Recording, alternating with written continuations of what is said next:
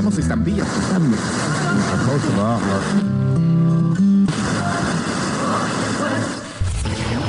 You are now tuned in to your number one radio station. Violent people. Radio.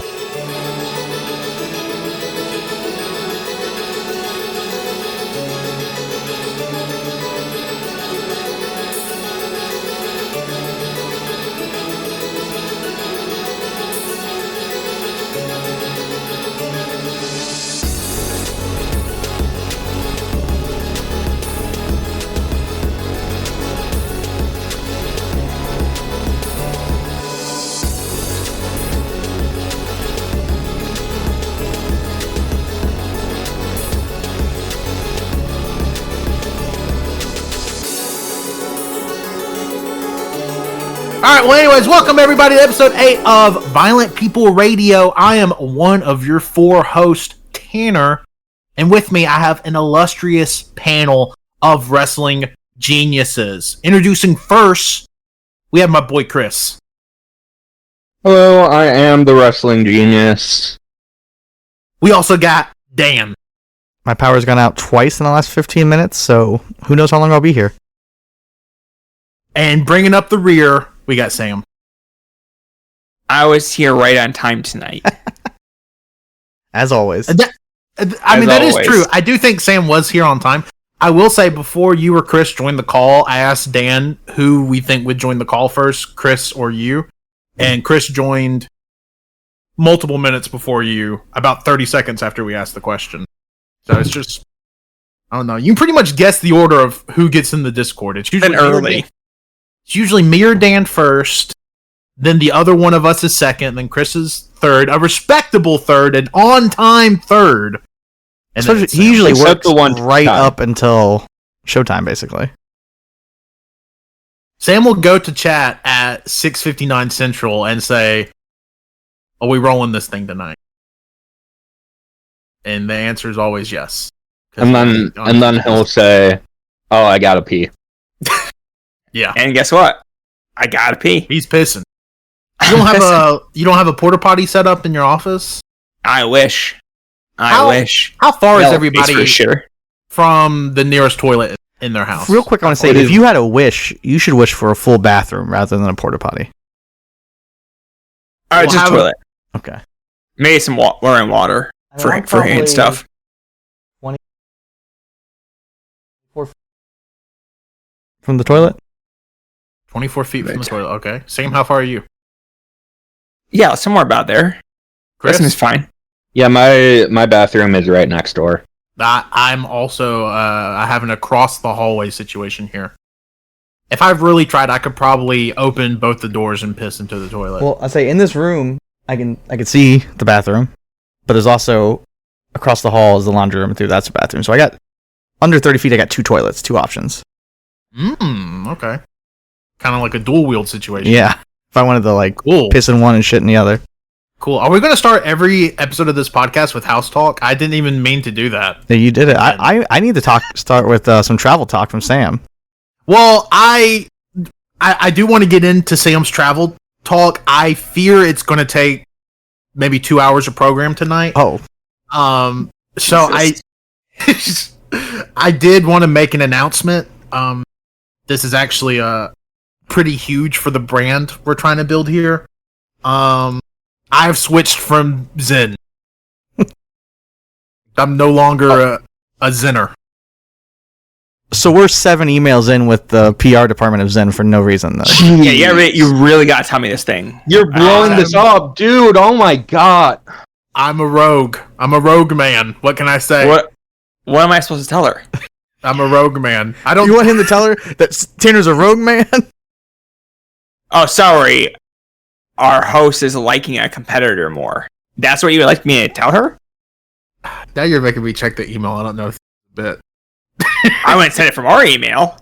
Goodness gracious. I have my own email, brother. This is... We've got Tyler. We've got someone doing Velo now. What the hell's a Velo? Wait, I don't know what Velo is. I'm Pretty It sure is. that's one of the alternates. No, What are you I'm doing, camels? a rogue man. Oh, that's what it's called, rogue? Yes. Yeah, it's He called thought you rogue. meant you were just going rogue. No, going No, rogue. sorry, no. No, it's called rogue.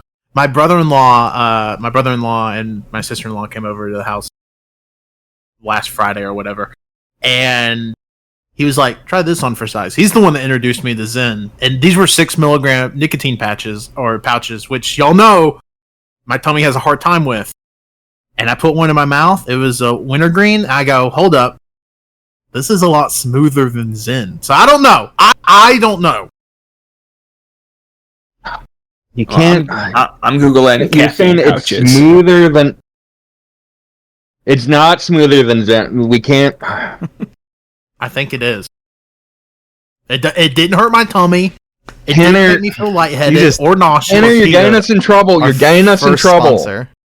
I'm just saying. And they were going to give us $1.50 an episode, and now they're going to give us nothing. Somehow we have to pay them.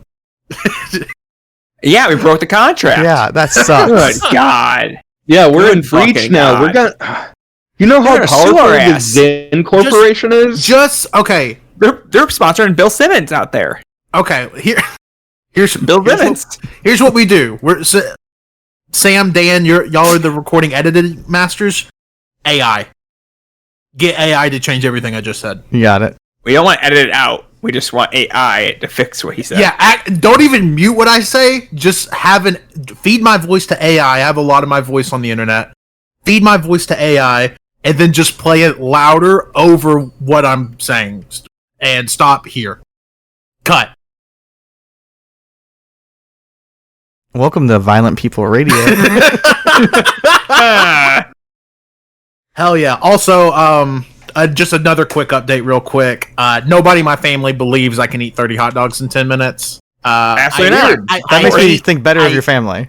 I hate to keep harping on it, but that is why I'm going to have to prove all of them dead fucking wrong, and I am going to have to do it. So, coming to Violent People stream soon. Tanner will attempt to eat 30 hot With a rogue patch in his mouth. dogs in 10 minutes. Let me get In down his to mouth the 40 whole pounds time. lost for the year. I'm at 30. Yeah, with the 6 milligram rogue in my mouth. Let me get down to 40 pounds lost for the year, and then I will be attempting the 10 dogs or the 30 dogs in 10 minutes. I think I can do it. Don't we know it? Don't we know it? My mom said, and I quote, "You'll die." Oh my She's god. probably not wrong. Smart lady. You think 30 hot dogs can kill someone for real? Not someone. Yeah, you. I do have a huge fear of choking on my food. Guess what? Not a great idea to be trying to jam 30 dogs down your gullet in 10 minutes. What if I blended them up and just drank 30 dogs? Does that count? Is this like a kink thing? Like we're gonna put Yeah. you throwing up on the internet? Is that what's going on? Well, hey, whatever gets the views. I don't know. Yeah. All right. I hate throwing up, so I mean, if you're into people throwing up and crying at the same time, Oh no. twitch.tv/violentpeoplestream. I don't fucking know what to tell you. Which, by the way, we did the first one and it was kind of awesome. Yeah, it rocked.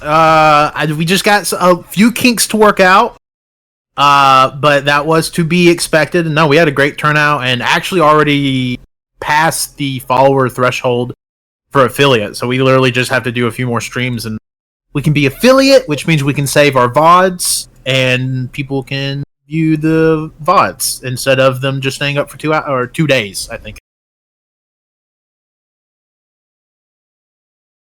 So yeah, it was really cool. I had a lot of fun. Yeah, it was a really good time.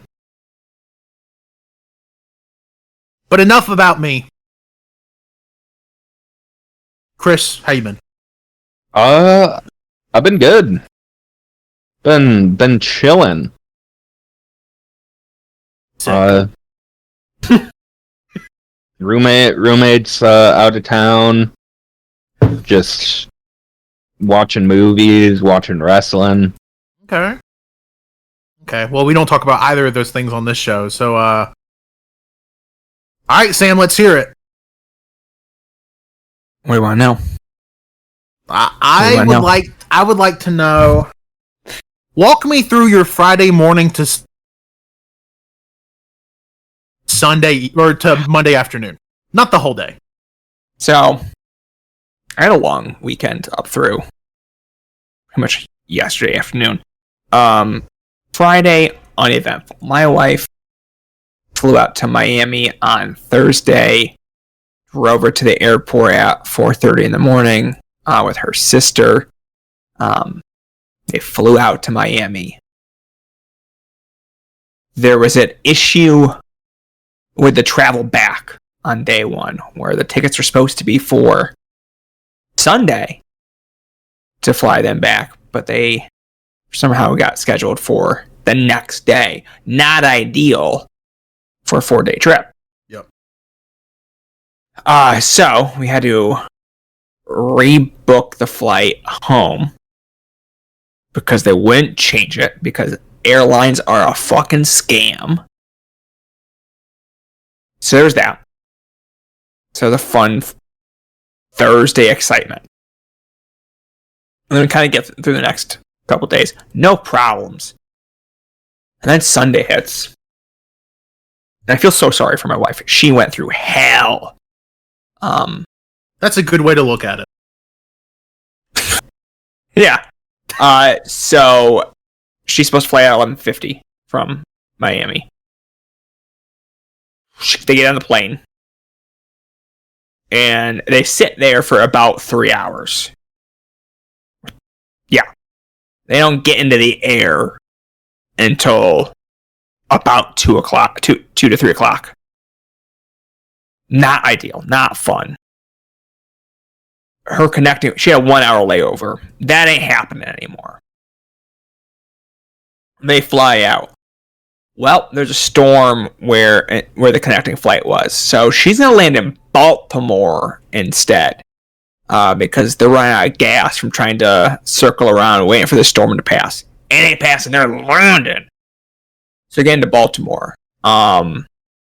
It's 6 o'clock. It's like going on going on 6 o'clock.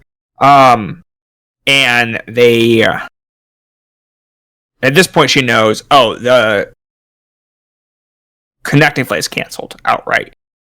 So like I cannot make that, nor are they attempting to rebook us right now. Again, exciting stuff. Well, the plan was to they're stuck there. They won't let them into the airport. They're only allowed to go into the walkway at the airline. Not great. It's super hot. Everyone's sweaty. It's terrible.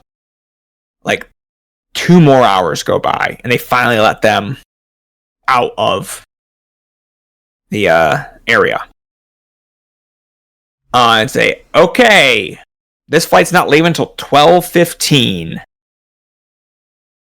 What does everyone want to do? Anyone want to make this flight to LaGuardia, or do you want your luggage? And my wife was like, okay, we're just going to take our luggage, and we're going to rent a car, and we're going to drive 6 hours to where we live.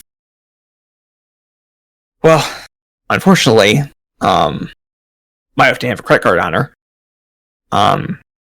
Actually, doesn't use that very often. And okay, goddamn. She's like, I was like, I'll rent it online and give them all my information, and they'll have that. They're like, oh, gotta have the credit card here with us in person. To which I do not understand the purpose of having a physical card in front of you to make that decision if the money's going to come off the card. Yeah. But they would not do it at any of the 6 different rental car places. So instead, this is the pay-per-view for Forbidden Door is starting. I'm definitely not watching this at that point.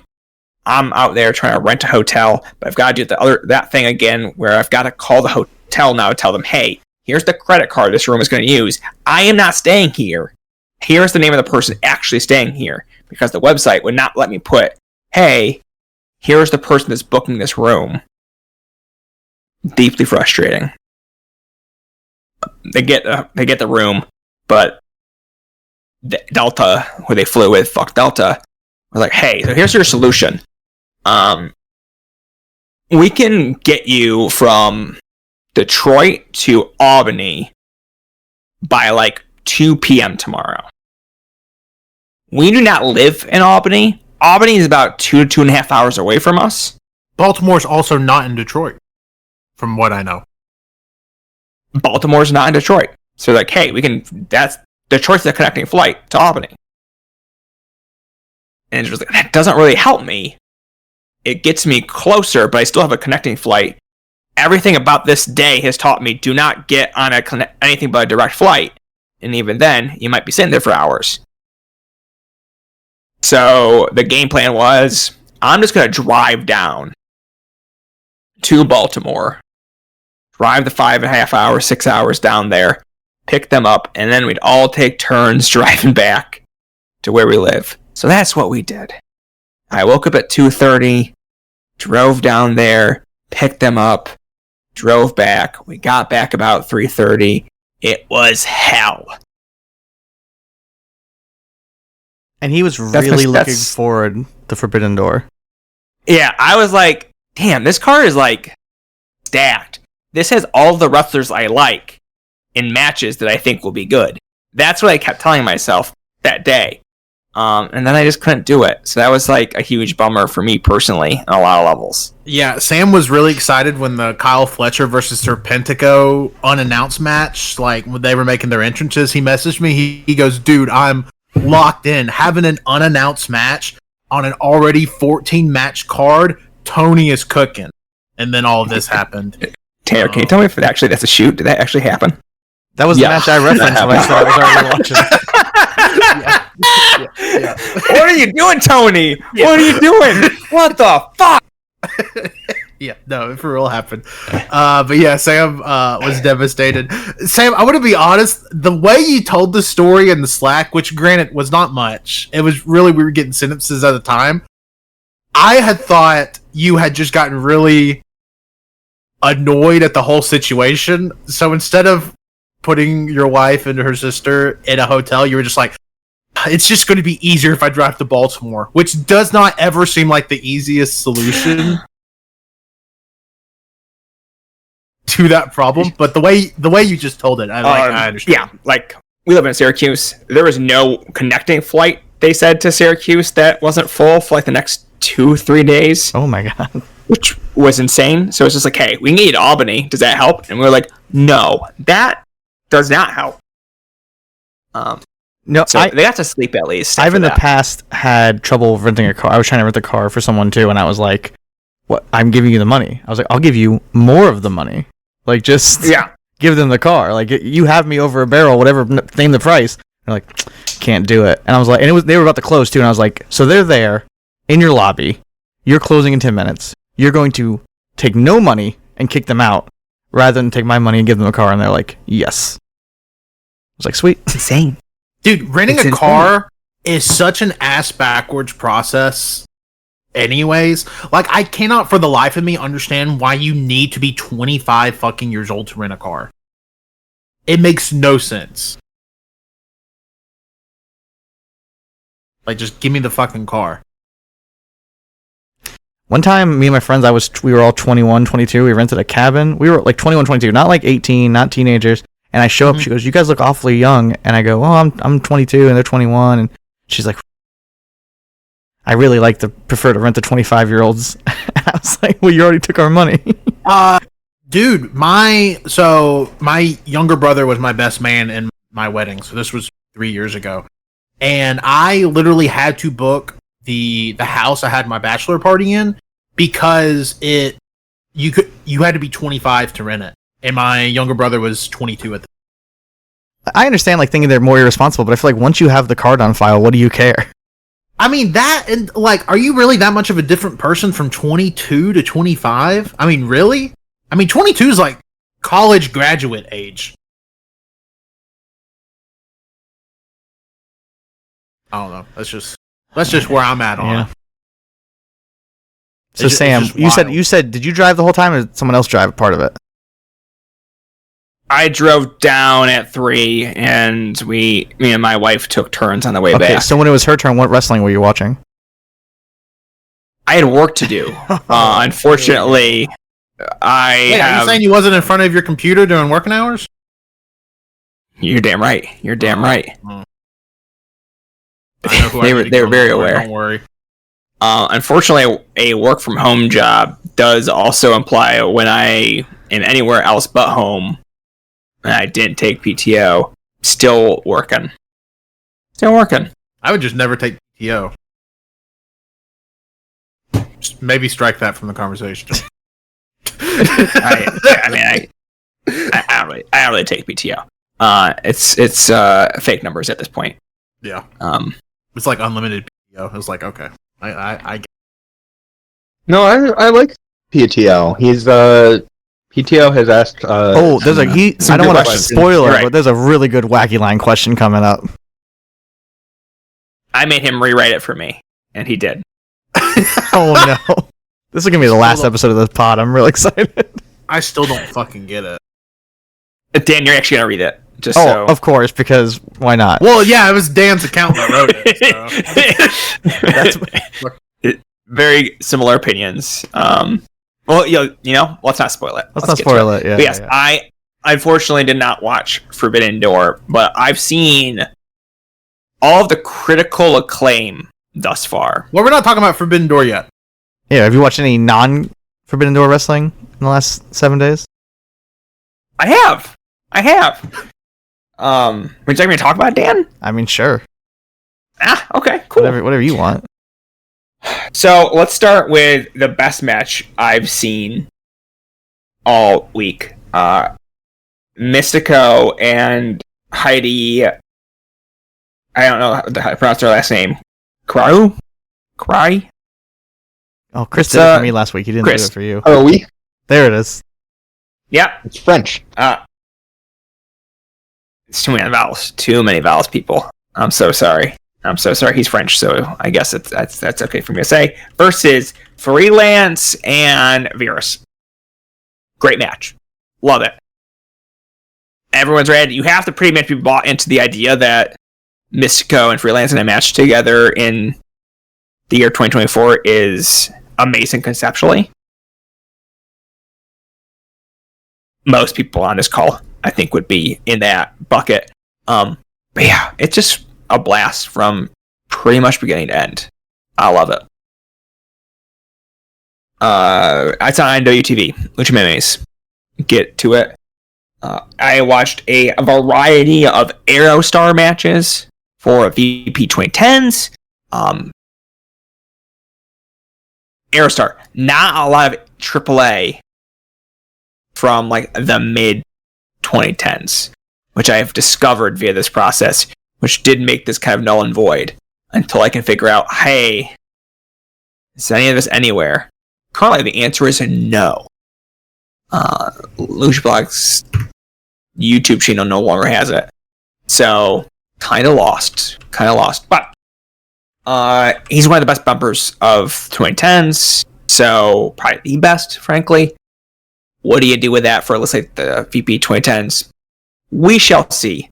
But his match with Superfly from December 7th, 2014, Mask versus Match. Mask. Amazing, incredible, loved it. Probably actually the best match I watched all week. I just think the Mystico match and Freelance tag is really cool. And then... Sorry, I watched a good bit, so we're going to skip the Nagata and Kanemoto versus Shiozaki and Aoki from New Japan in 2010. And I watched Futen's, is it their 5th anniversary show? I think their 5th anniversary show. I watched a bit of that because I was like, hey, maybe there's someone in this promotion that... It was the 5th anniversary of Batty Batty 35. Maybe there's someone that... I watched that recently. Yeah, so I'm halfway through that. And I was like, hey, maybe there's someone here that deserves a shot at the 2010s that I'm not thinking about, or collectively not thinking about, or a lot of these wrestlers still have long careers after the promotion closes, there was like, hey, is there footage out there of these guys throughout the decade that might be able to be leveraged here? See if there's anyone worth discovering. And I watched 2 matches from Forbidden Door, but we'll talk about that in a little bit. Sam, I was going to ask on that on the Futon show. Have you gotten to Hashi no Hashi yet? I have not. Okay. I have not. I can't imagine that not being a match you're not extremely into. Currently, my front runner for match of the decade for the stuff I've watched for. So. Oh hell yeah! Very curious about your thoughts on it. I was much lower on it than that. Yeah, well, whatever. Yeah, and the Nagai versus Uchida opener is amazing, and that match did make me weep a little bit in tears of joy. So there's that. Dan, you rarely ever go second on this. What have you been watching this week? What have I watched? I mean, I feel like I'm going to mention something, and I don't really have much to add because it's so talked about on the internet, but I've watched some DPW, and turns out that promotion is really good. Yep. I watched DPW 6, or Live 6, and, I mean, I watched everything except the women's match, and I liked everything on it. I mean, the Jake Something and Mike Bailey versus Sinner and Saint match was probably my favorite match, and it's probably my favorite Sinner and Saint match ever. It was just all their like tag team maneuvers or double team maneuvers that I think I would find annoying from a lot of teams, a lot of wrestlers. I think they pull it off great. And the most I've liked a Mike Bailey match in forever too. But that whole show is worth checking out. I mean, it starts out with the Violence of Forever tag and ends with a really awesome Calvin Tankman versus Alex Shelley title match. So people should check that out. Outside of that, I watched that, and then the Big Top, and then I watched, I watched a couple things, but the thing I want to talk about is I watched Matt Black versus a wrestler named Kru, who I've never seen before, and the match is fine. I just like Matt Black because he wrestled Ishikawa last year, but during it, they say that Kru in the past have wrestled Dan Severn. I'm like, oh, I gotta see that, and I try to find it, and I can't. But instead I find last year, did you guys know Dan Severn worked a match in 2023 versus a man named One Man Kru? And Dan Severn is a silver fox. Like, he is just a straight up old man. And it's really bad, but Dan Severn's fucking awesome in it. One Man Kru is much less so.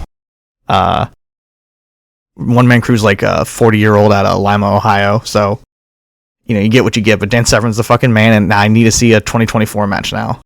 But he must. Severn also worked Japan last year too. Oh, did he?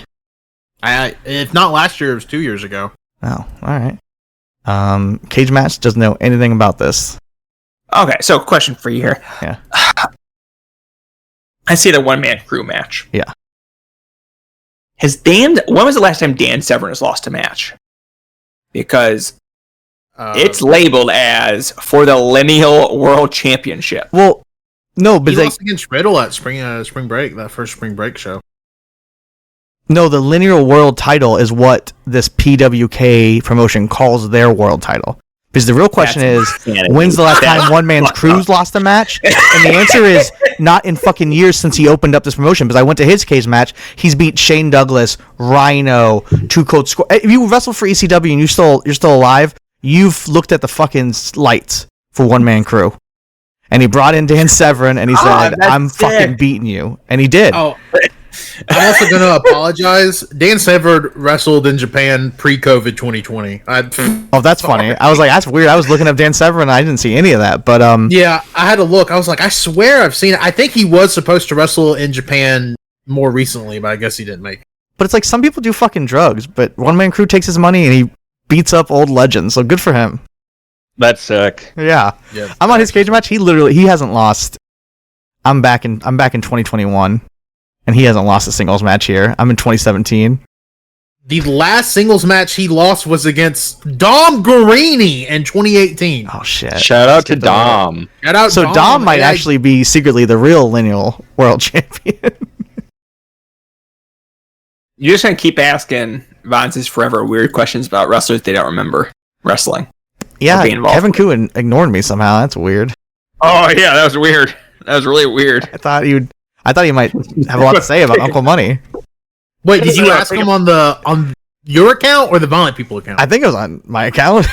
Yeah, it wasn't your account. No, he tweeted. He was at the top of my feed. It was 10 seconds ago, and I went, "Oh, I gotta ask this guy something." That's awesome. And I thought, it's quick enough that maybe he'll see it and be like, "Oh man, I love Uncle Money."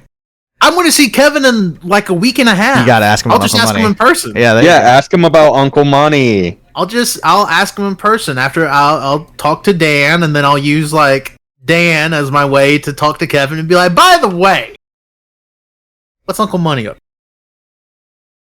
Pay Uncle Money. I would like to pay Uncle Money to come on this show. Talk about those punches. They're great. They're so good.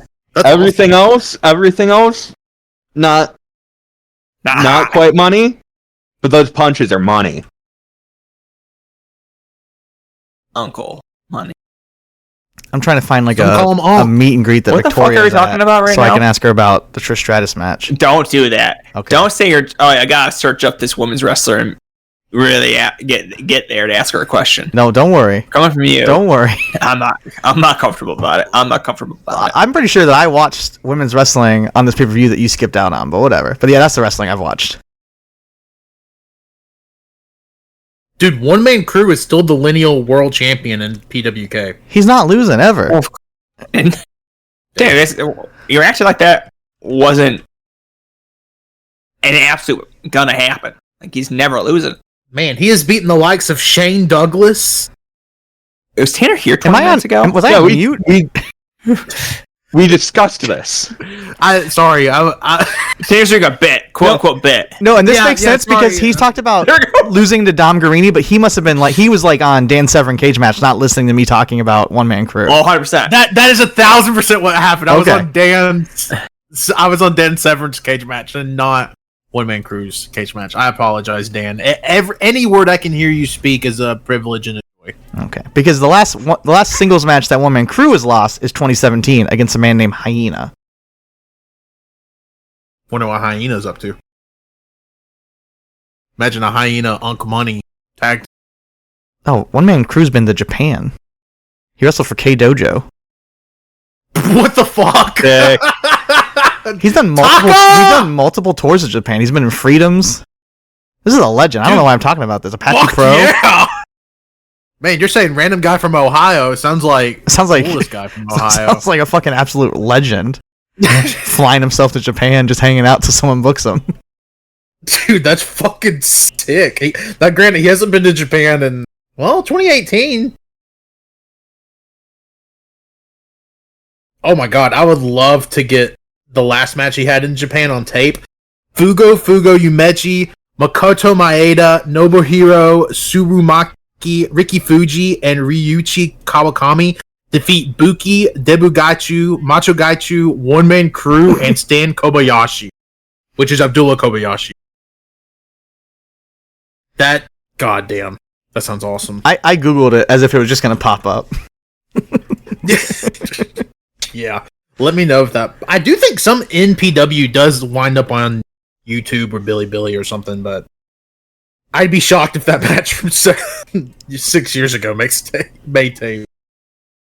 Dude, he spent a lot of time in Japan. It looks like he lived in Japan for a little bit. I'm looking at One Man Kru 2012 Freedoms run. This 2012 Bunkhouse Death Match, Keita Yano, Kenji Fukumoto, and One Man Kru against Miyawaki, Takashi Sasaki, and Toro Segura. Holy shit. Dude, he was wrestling on Guts World. He was wrestling in Guts World. He's wrestled in Wallaby. Okay, this might make more sense. He was a producer for ICP at one point. Yeah, That's good stuff right there. Dude, this guy fucking rocks. He wrestled in Tenru Project. Okay, who's the next person not to be on the podcast? Is it Tanner in 2 weeks? Do I need to get this guy on the pod in 2 weeks as a co-host? Let's do it. He knows ball, I can tell. He's got a run in Mexico. Okay, rapper, former Insane Clown Posse producer, pro wrestler, boxer, actor, fought Butterbean and Dan Severn and lived. Jerry Springer Show alumni. That's his IG bio. This guy's fucking rules. Yeah, it looks like, according to Cage Match, he definitely lived in Japan for a number of years, because he did not work outside of the country of Japan between 2012 and 2018. So from 2015, a 4-way in DTU, Halloween, Damien Seis, One Man Kru, and Psychosis. Hold on, where do you see that? I don't even see that on his Cage Match. It's on Cage Match. Right there. September 17th. My birthday. There it is. Oh. Happy 21st birthday, Chris. That match is on YouTube. Oh, wait, no. Yeah, that match is on YouTube, the full thing. 12 minutes. Yeah. Let's go.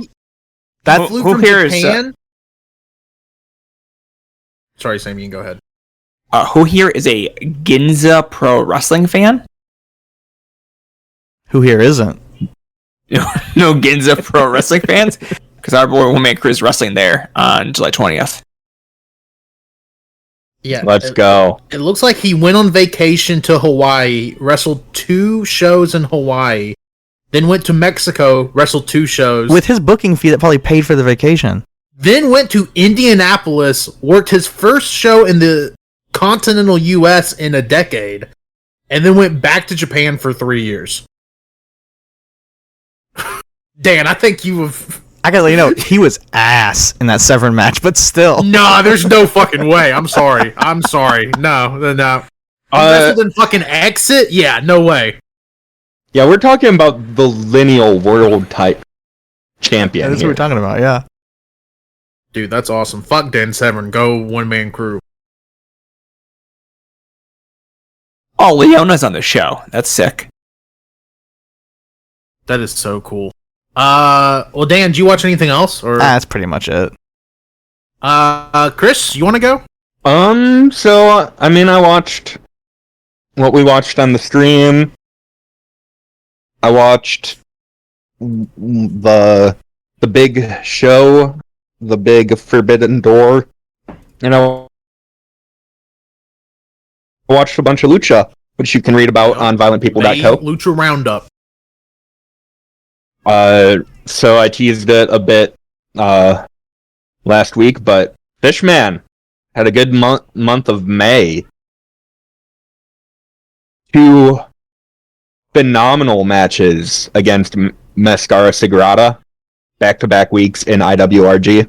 If you have not watched those matches, like, as soon as this podcast ends, watch those matches. They're awesome. Like, for a 2-week feud, like, incredible heat, great brawling. They beat the shit out of each other. The title match is absolutely stunning. 2 of my favorite matches from this year. I couldn't pick one. I had to highlight them both. And also, there's a match that is much less seen against El Gallo, or El Gallo, probably, that only had, like, it might be up to 300 views on YouTube now. And that's more standard, Fishman beats the shit out of someone, whereas the Sagrada matches are much more evenly worked. But yeah, El Hijo de Fishman is maybe number 1 on my ballot for the year 2024 so far.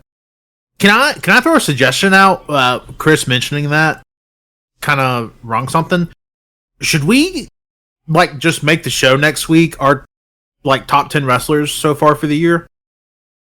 I was thinking we could do some kind of mid-year thing. Because I mean, we do it next week. I mean, the second week of July. I'll be gone the next week. So, yeah. I mean, I totally. I don't know. Should we? Is that something y'all would be interested in? Y'all, as in the three people. I could do that. Yeah. Sure. Cool. Let's everybody come ready with their top 10 wrestlers of the year next. I'd be interested to hear what everybody has to say. Outside of Fishman or just? No, you can include Fishman. Okay, all right. Fishman 10 times. Okay. Anything else, Chris? No, that's pretty much it. You can see the insane amount of lucha that I covered on that post. Did you think that Australian Suicide versus Ricky Martin was like a few Australian Suicide being an idiot spots away from being really, really good? Yeah. Yeah, like he just kept upsetting me just enough that it couldn't get to that next level. Yeah. So I actually watched some wrestling outside of Forbidden Door as well last week. First of all, I want to mention, I apologize for what I'm about to say, but I did watch more Pro Wrestling Noah for the second week in a row. 2020. My condolences. Pro Wrestling Noah. Well, Chris, here's the thing. They got me, and I feel like they would get you. So they had Murakami on the show, Kazunari Murakami, and Fujiwara also worked this show. Oh, shit. Yeah, so the first match I watched it was Marufuji, Segura, and Murakami versus Shiozaki, Yone, and Kodaje, which y'all know I'm on that Yone 2024 wave. So I was like, I obviously have to watch this. It was good. It never really got out of like first gear, to use like a really cliche term. I will say Segura has looked really good in the few matches I've watched of his post that early year Noah. I don't know if you just have to give him a belt for him to put in effort because he's currently tag champ with Marufuji or what. But he's actually been really good. He's like really laying in his shots. But that's not the match I really want to talk about. The match I really want to talk about was the main event on the show, which is Kiyomiya Kino Gaina from Osaka Pro and Yoshiaki Fujiwara versus Yoichi, which is the former Inamura, Kazuyuki Fujita, Ryohei Oiwa, and Yu Owada. This match fucks. And somebody in the Discord, this is what got me to watch this. Somebody in the Discord was like, man, I really wish they would stop letting 75-year-old guys wrestle because Fujiwara is just really ruining the flow of this Noah match. First of all, I think only 75-year-olds should wrestle. We should bar anybody younger from the fucking sport because these young guys just don't fucking get it. Like my boy Fujiwara. But this match fucking rocked. I really remember seeing that comment, and I think I replied with, "That's your first strike." Yeah, you did. Yes, you did. Yes, you did. Fujiwara was... Now, I will say, Fujiwara has lost a lot of weight. He is, like, very much frail old man now. I'm pretty sure he has fucking rickets, because his legs just... Like, like he's wearing bands on... Like, it pains me to watch him walk. But even so... He got, at one point in the match, he got Owada on the ground and just punches the fuck out of him as hard as, you know, a nearly 80-year-old man can.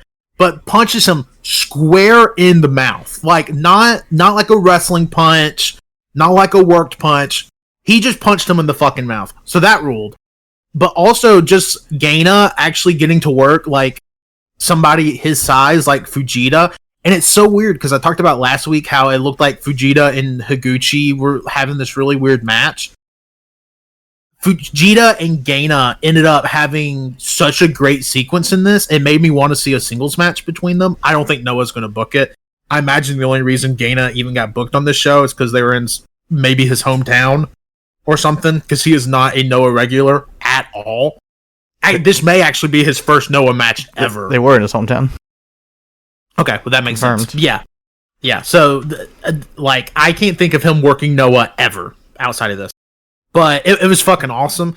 It is it's like 23 minutes, so it's a little long, but you get a lot of really, really good shit in it. And I highly recommend people watching, especially just like seeing Fujiwara like still actively be a good wrestler despite him looking like he could crumble into nothing at anything. Like at one point they teased Fujita beating the fuck out of him. And I'm like, oh, he'll like actually for real die. But yeah, so that was pretty sick. I also watched the top 5 matches from the GLEAT show from Monday. I want to say this may be the funniest promotion on earth. So they their title match was 5th from the top of the card, and they announced it as their main event, despite there being 4 matches after it, which I thought was very funny. But their title match was Hayato Tamura versus Yuki Ino, who, you know, like DDT big guy, who's in Pheromones for forever, but not in Pheromones anymore. But he's like a pretty solid big guy. That match rocked. I would recommend going out of your way to see it. The crowd could not give a fuck about it. The crowd could not give a shit about anything that happened on the show. Outside of Ibushi coming out.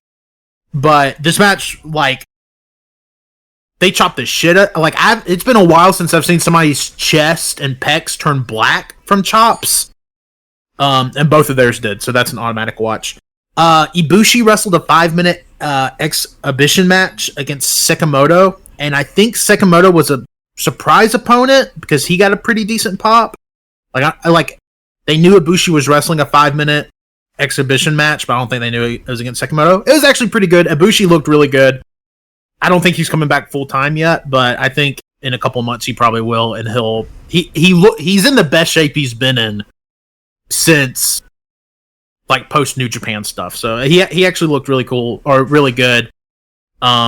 Did like a moonsault and shit like that. So those ankles looking okay. The ankles look. He did a frog splash. So okay, he took some pretty gnarly bumps. And again, the match went 5 minutes. It's still a little slower than Ibushi, but I mean, he's 20 years in at this point. So, like, to be expected. But he looked good. He actually looked good. Josh Barnett wrestled on the show against Iizuka. The last 3 matches were all UWF rules. Which, if you don't know, GLEAT's version of UWF is they only have 5 points. Frankly, I don't think that's enough to have a compelling story, in my opinion. But Barnett goes over Iizuka pretty quickly. I will say, Barnett hits maybe the nastiest powerbomb I've ever seen in my fucking life in this match. It is like a full deadlift gut wrench power bomb, but like Last Ride style, where he just hoists Iizuka like clearly over his head and drops him pretty much just on the back of his head. It's actually extremely sick. I would recommend it for that. Shinya Aoki versus El Lindaman. This match was funny because Lindaman was like the ace of GLEAT, and it still arguably probably is. And then Aoki just bitches him in this match and like makes him tap in like 6 minutes or something insane. And like Lindaman hits his finish, Aoki completely no-sells it, puts him in like a Kimura, and then he immediately taps out. So I thought that was funny. And then the main event was Katsuhiko Nakajima versus Takanori Ito. Ito is their like shoot style champion. Nakajima has not wrestled since he lost the Triple Crown in March. So it was cool to see him. This match, there's a 90-second stretch in this match where I'm not trying to sound like a mark or anything.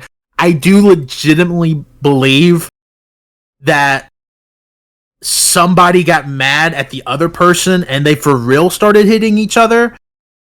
Specifically, Nakajima, like actually popping the shit out of Ito, like concussion worthy slap. It was actually pretty insane. I thought this match was actually great. I just found it extremely funny that they gave Nakajima their shoot style belt. So my review for the July 1st GLEAT show is funny, and you're not wasting your time watching any of the top 5 matches. All right, I'm gonna check that out. You didn't watch anything before that? No. None of it looks like you should. Yeah, and the video file's pretty long, but like Ibushi Sekimoto's 5 minutes, Barnett Izuka is maybe 5 minutes. No, GLEAT's good for that. You'll pull up the YouTube link and it's like, this is a 3-hour show, and then there's 40 minutes of matches. Yeah, like Aoki Lindemann, super short. Nakajima Ito, Tamura Ino was probably longer, but Nakajima Ito was by far the longest shoot style match, and I think it maybe went over 10. But yeah, good stuff. The Nakajima Ito match was actually surprisingly really great. I'm not huge on Ito, but I really like Nakajima, and I thought this showcased both of them well. Nakajima may sneak pretty high on, like, if I was to do a VP 100 list for the mid-year, Nakajima would probably be pretty high, because I've loved just about everything he's done this year, despite not having wrestled the last 4 months. Yeah, so he's only has like a dozen matches for the year, probably. Yeah, but like, that Triple Crown match against Charlie Dempsey's good. The Prelude tag's good. I said the tag before, it was fun. The Ashino title match is great. That tag title match against the Saito brothers is really good. The Abe match is fun. Yeah, just fun stuff. Well, all right. Well, I'll take your word for it. If y'all are ready to get sloppy, hit it with a hot Tua, spit on that thing. Oh. It's the big top. I will say, like that. did y'all see where she did an interview and she's like, "Yeah, I'm moving out to LA and like I'm probably going to start a podcast." Yes. That's If One Man Kru can't make it, insane. she's our backup. So that is fucking to go viral in one singular TikTok and to move from your small town in Tennessee to Los Angeles to start a podcast is insane. But yeah, I expect pretty soon she'll be worth more money than all 4 of us combined. But anyways, This girl I went to high school with had like a really good job as like in like the fashion industry, where she was making like well over 6 figures, and as like an adult woman, she decided she was going to be an actress. And she sold her house and moved to LA, and now she lives in the living room of an old lady's house. And she's been in the background of a History Channel documentary one time. Ooh. whoa, she booked. She's also crazy, so there's like a non-zero What's her chance she'll goal? hear this. She's posting always this up on on everything. Facebook? Well, no, she's just always up on everything everyone's done. So there's like, I don't know, somehow she'll know. That's funny. But no, we're here to talk about Forbidden Door. I don't know if y'all have heard about it. It was an event held by All Elite Wrestling and New Japan Pro Wrestling in collaboration with CMLL and Stardom and ROH, which for some reason gets its own mention. So how do y'all want to do this? Y'all want to do this like we did Bloodsport and go match by match? Because this is a 15 fucking match card.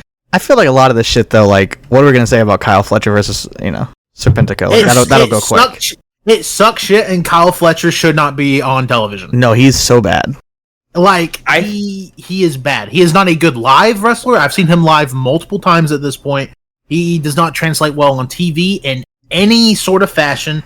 Some of the Aussie Open stuff is fun. He is not. I mean, I'll give it. No, it's not. I'll give it some of it. Some of it. But like the old Aussie Open stuff, like the pre-COVID Aussie Open stuff. I've mentioned this on Muscle Orchestra before. Like the worst prison Tony has ever put me in was when I went to a live show, and I stayed for the entire taping, and he put an Aussie Open tag on Rampage, and it was like maybe 10 minutes, but I was under the influence of Mary Jane, and it felt like an hour. I mean, you're 3.5 hours in at that point too, maybe more.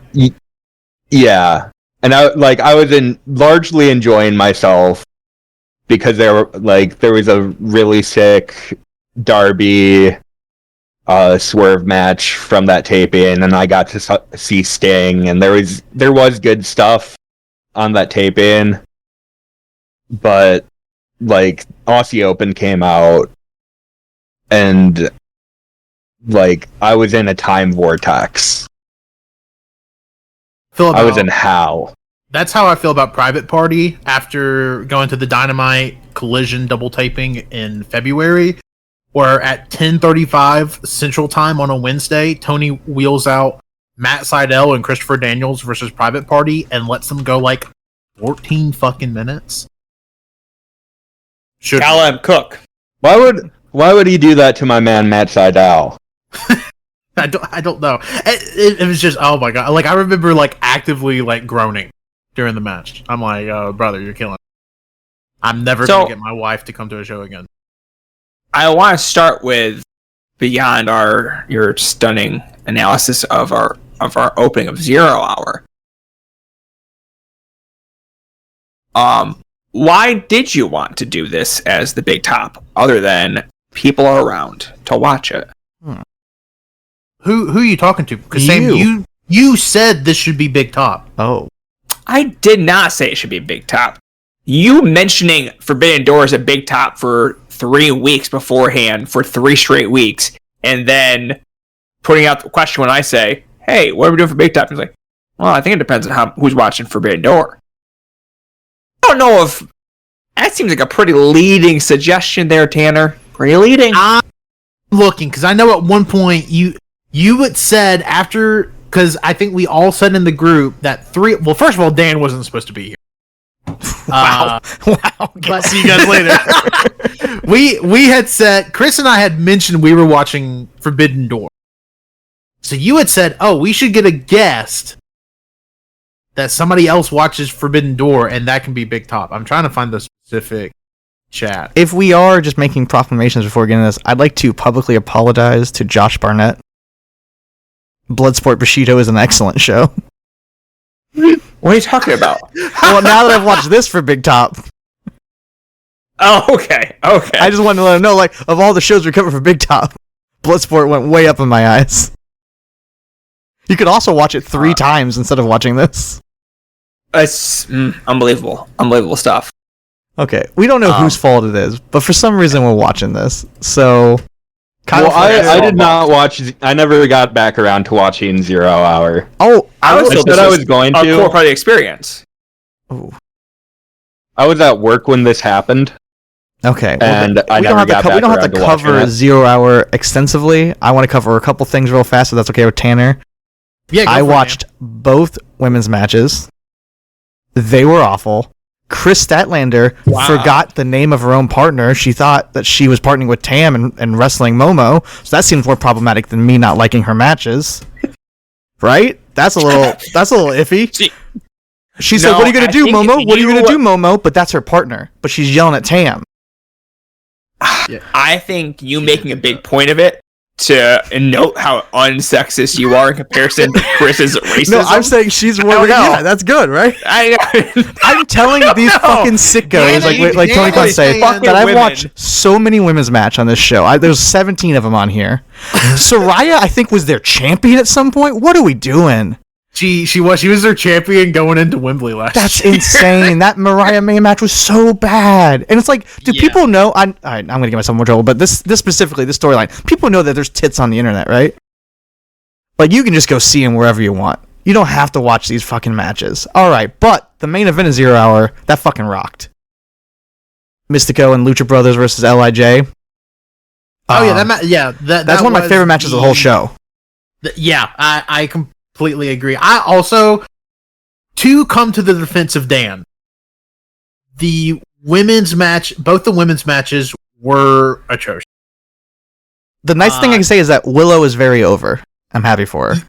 I think Willow is good. I think Chris is good, and for some reason that tag did not click at all. No, I mean, I actually have like both of their matches in the past, especially Willow. But yeah, that match was garbage. Yeah, I've never been a big Tam fan. Wow. Cancelled. But the Saraya Mariah May match, I agree. Like, if Saraya, not good. Not a good wrestler. Yeah, not good, but like, to look at like, Mariah May was wrestling in like fucking Stardom and stuff. Like, she was getting tours of Japan. And it kind of blows my mind that she is as bad as Saraya, who I think is maybe the worst wrestler currently signed to a TV contract. But that's also a thing that happens, is that we pretend that, like, oh, they flew you to Japan, so you're a really good wrestler now. No, I'm just saying, you would think a good wrestler would have rubbed off on you at some point. Saraya has been in the business for her entire life. No one's ever rubbed off on her, except there's some videos out there. But what?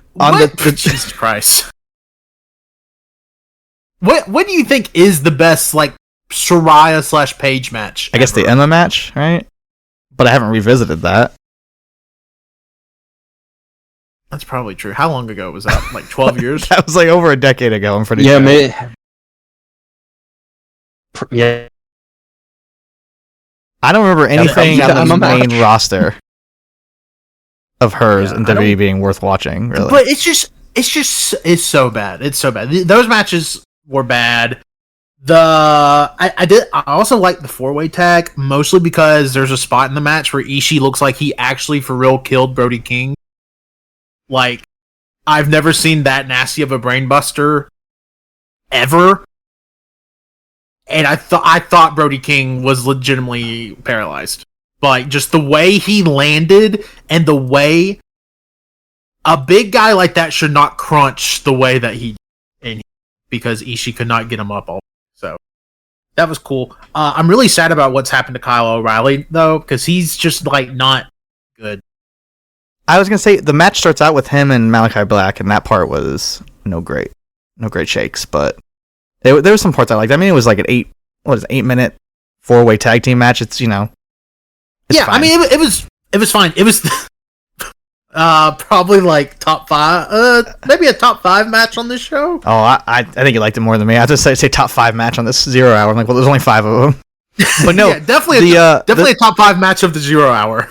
No, but like the 6-man tag match, people should go out of the way to watch. I really enjoyed it. I mean, I think Penta and Yota Tsuji are not some of my favorites. They have a lot of weaknesses, but 6-man tag, they work perfectly.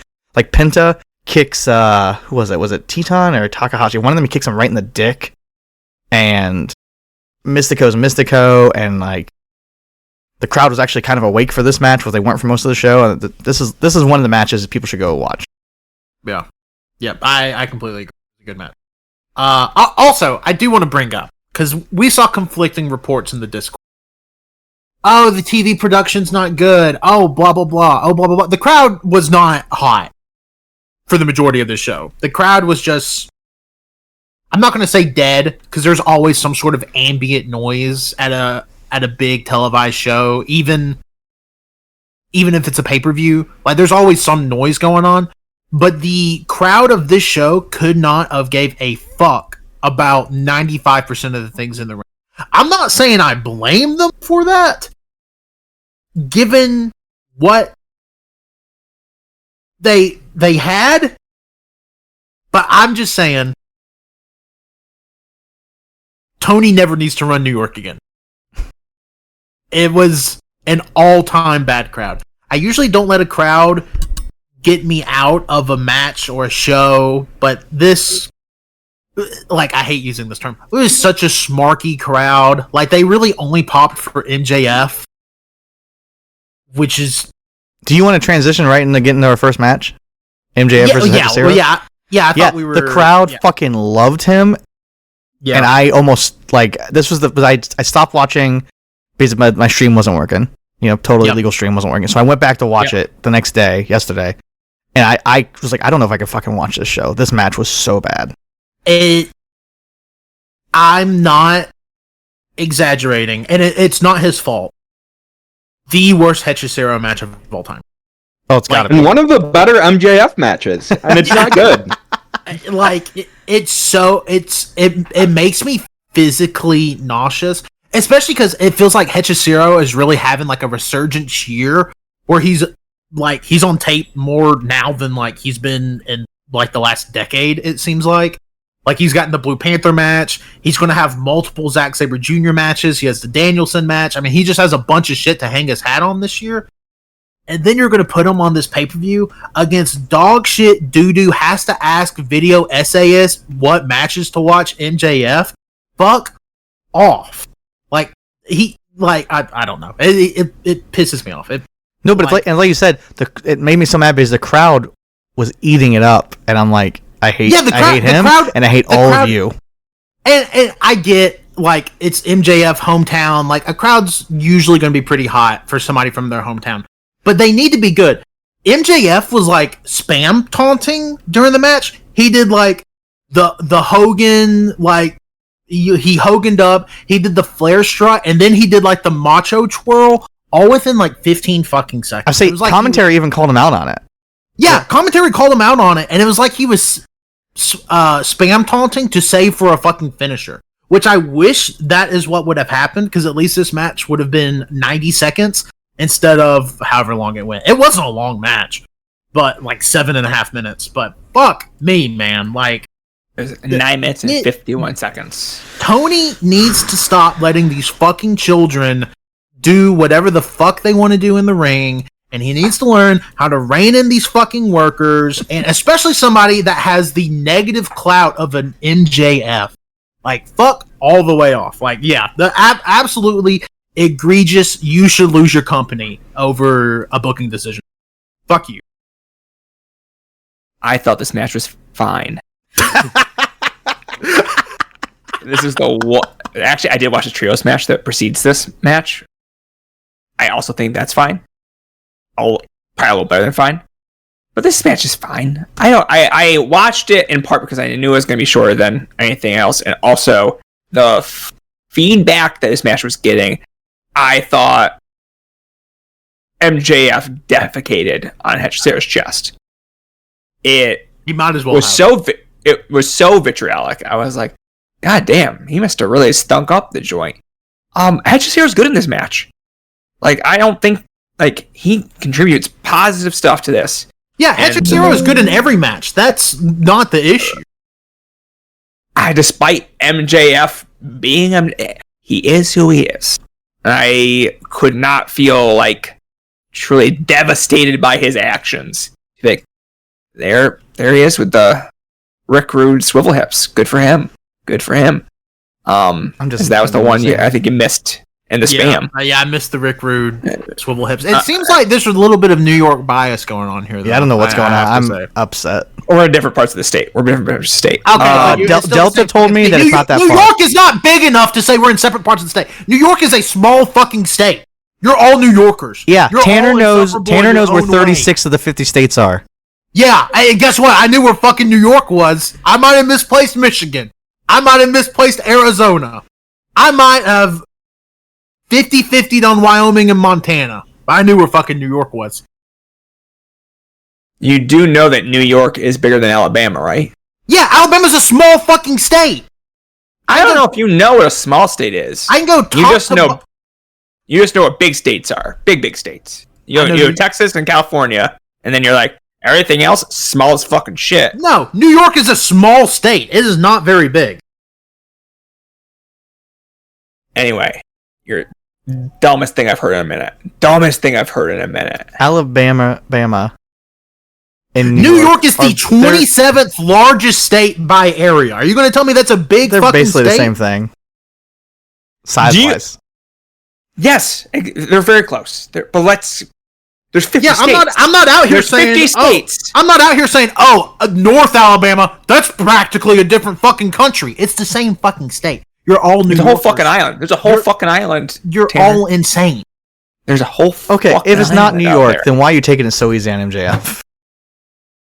MJF is not a good. He's a bad professional wrestler, but Sam probably likes casual racism. What? It's Sam and Chris Statlander. I thought Hechicero was good enough to this is not something that I'm gonna be mad at. I'm mad because Hechicero is good, and this is still the match that came out. I think this match is 2 stars. Congratulations to MJF and Hechicero. Crushing it. I'm excited because I think Tanner probably also rated this 2 stars, and that's what's funny about this. No, I went half star, 0.5. You just made that up right now. That's fine. No, I swear I literally have a notepad with all my ratings. I'm going to see the edit history on that bad boy. It is fun. Yeah, Hechicero's a good professional wrestler. 5.73, which is funny because the next match also a 5.73. Which is? The Elite versus Hiroshi Tanahashi and The Acclaim. Did I skip Chris's feedback on MJF versus Hechicero? Chris. Oh. Shit, okay. Maybe his power went out. Okay. He put a message in the chat. But anyways. Oh, okay. Let's read the message. Grabbing some water. I'm back. Give a shit about any of these matches. He says, I don't give a shit about any of these matches. Chris said, I agree, Sam is racist for liking MJF. There it is. Yes. That's crazy that Chris said that. All right. I did say that. There's a lot of problematic things that that are coming out of over this match. All right. Were you here when Sam yelled at me for saying New York wasn't a big state? No, you said it was a small state. Very clearly a small state. It is a small state. We're getting back into it. There's 50 states. There's 50 states. 27 largest?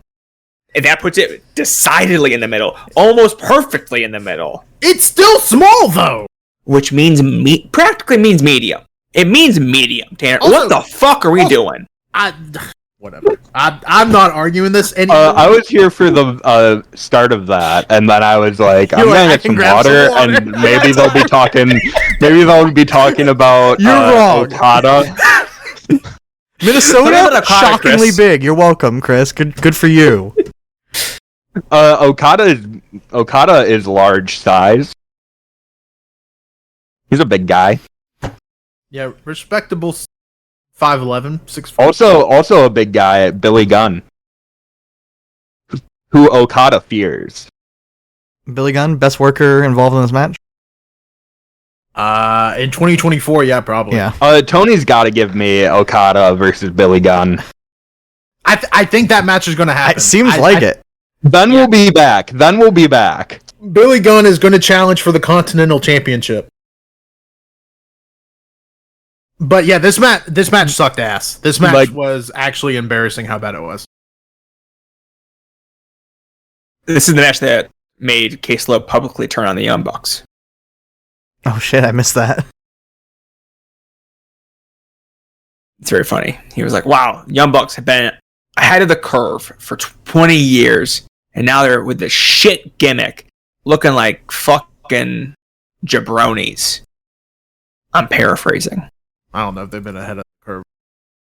No, okay, so I was a fucking idiot from start to finish on that one. But yeah, well, Sam, I'm looking forward to y'all finishing We Don't Know Wrestle Kingdom together. Oh yeah, brother. Yeah, real ones know. Real ones know. Fucking callback. Yeah, but yeah, this fucking sucked. For real style. See, yeah, this was funny because the first match sucked and it made me angry. Why this sucked and it made me a little sad. I can't really articulate it more than that, but they both sucked. It makes me sad because, like I know we joke, like a lot of people joke about it, but Tanahashi legitimately like just can't really move anymore. Like that, he just can't. Okada also not in great physical health, like still in really good shape, but just the inside of his body is just wrecked. And then you have the Bucks with this shit gimmick, and then the Acclaimed, who I think have overstayed their welcome. I think they were a really fun part of AEW Dark, and then I think the tag run is fine, and then they're just bad. Like it has overstayed its welcome. Scissor me, daddy ass. I don't care how over it's been for 2 years. It needs to go away. It's fine. You combine all of that shit together in one match. It's just like the legitimately, I do think the best worker in this match was Billy Gunn. Like that's not a bit. I also think Billy Gunn is probably physically, probably the second healthiest guy in this match. I don't know, but yeah, it was. This match also made me sad just because, like, wow, Tanahashi really just. He can be an on-screen figure for New Japan. I know he's like the shoot president of the company. He really needs to stop wrestling. If he's in the G1, it will actually be a crime. But I do think he's going to be in. Let's hope for. Let's go Olton Bolton. What's his name? Bolton Oleg. Bolton. Yeah. I'm praying that it's him. I don't think it will. I think Tanahashi's making that block. Is this what Tanahashi's usually dressing up with, like that gear these days? Yeah, that's like his old man vet gear. Don't love it. Bad vibes. Yeah. I do like the carried, storyline that Tanahashi does have the utmost respect for Billy Gunn. I do think that's really funny, and that's a thorough line that New Japan has had for like 6 or 7 years. Like, Tanahashi wrestled Billy Gunn on a New Japan show in like 2017. So I think that's funny. What do we have next? Good lord, this show. Whew. Oh! Danielson versus Shingo? I don't know, man. I'm gonna go take a nap. Like, both of them were working 2 different matches. Like, they did not click at all. Probably, I don't want to say it's my least favorite because of the MJF matches, but one of my least favorite Danielson matches post comeback, like this whole AEW run, it's still technically fine. There's a lot of fine stuff in this match. Like, nothing is egregiously bad. It just doesn't tell a cohesive story in any sort of way. And I'm also getting really fucking sick and tired of Danielson, like, doing the fake shakes and being like, oh, my neck, oh, I'm having a seizure, shit like that. Getting tired of it. I think that is the most stupid baby brain shit imaginable.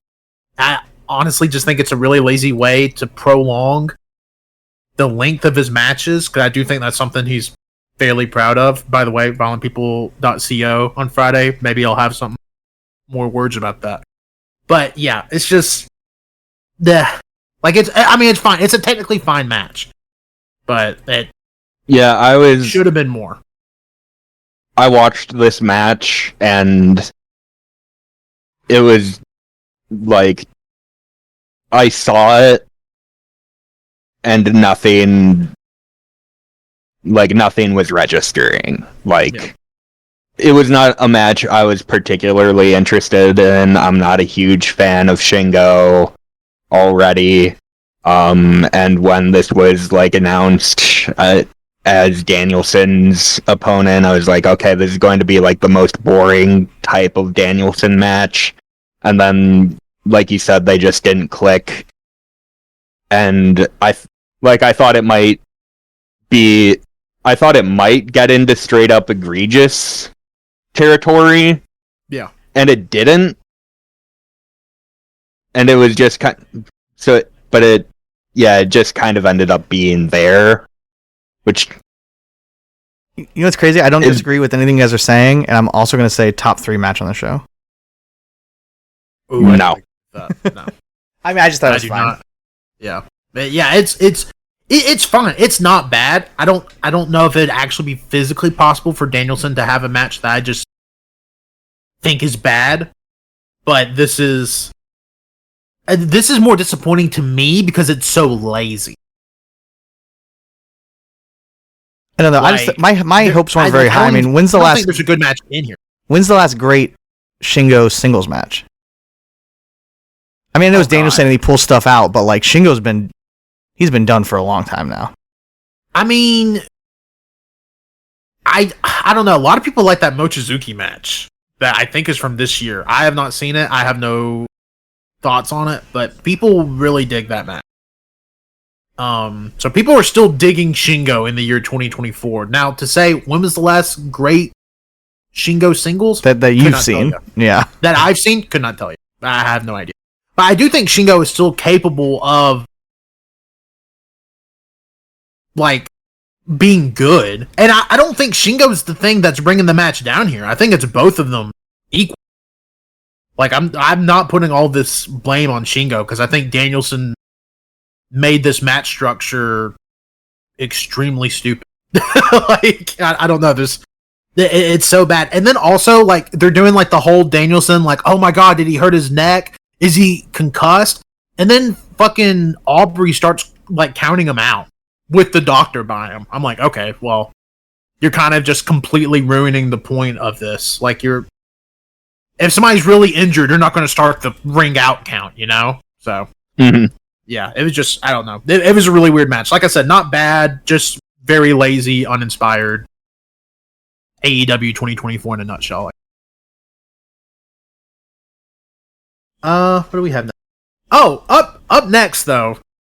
This match I was actually pleasantly surprised by. Toni Storm versus Mina. I don't have the last name here. I didn't write a last name. Mina Shirakawa, yeah.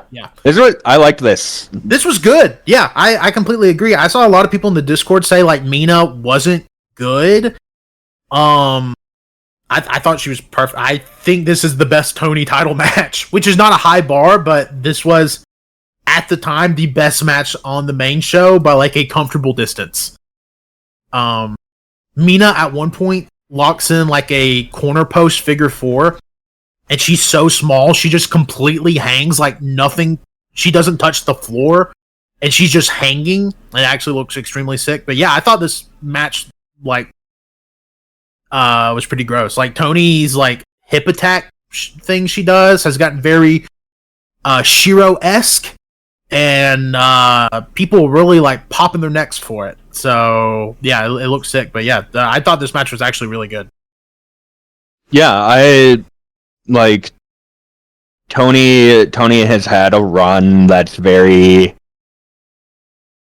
like, her entire AEW run, when she's had a good match, she's had I've enjoyed it quite a bit. But she's had some duds. Like, I wanted to like the Serena Deeb match a lot more than I did. But this one was a lot stronger than what she's had lately, and yeah, easily the best match of the main card to this point. Which, not a high bar to clear, but a fun match, doesn't overstay its welcome. Yep. Dan, I'm assuming you skipped it. No, I watched it. Oh, what thoughts? Best women's match on the show. Tony's good. Okay, I can see that. And I guess. To prove that women's wrestling is not weird and involved a triple lesbian kiss. You guys win. Great. Did feature a triple. Got one of the biggest pops of the night. Because the Attitude Era is awesome. It's like girls kissing. Women's wrestling forever. No, I mean Toni Storm rules, but the whole storyline's so stupid, and this show's so stupid. And you're probably right. This might have been better than Danielson Shingo, which is a real fucking, like, that's just how bad Danielson Shingo was. Yeah. No, this was definitely better than Danielson Shingo. I will not entertain an opinion. I mean, I would definitely rather, it's half the time, so I would definitely rather rewatch this if I had to rewatch one of them. Plus, again, lesbian kiss. Sure. So, Tony, Booker of the Year. Sure. Excellent job, Dan. Up next. I didn't book it, Tanner. No, you didn't. Because there wouldn't have been any women on. Up next. We have Zack Sabre Jr. versus Orange Cassidy. For my money, best match on the show. By a comfortable distance. A very comfortable distance. It was either this or the 6-man on 0 Hour for me. Yeah, I would have the 6-man at 0 Hour as third. This is number 1, and we'll get to my number 2. But I don't like. It's so weird because I feel like they've been teasing this Zack Orange Cassidy match for what feels like the entire time Forbidden Door has existed. But I think it's really just they've been teasing it since last year. because they had like the Fatal 4-Way against each other. Yeah.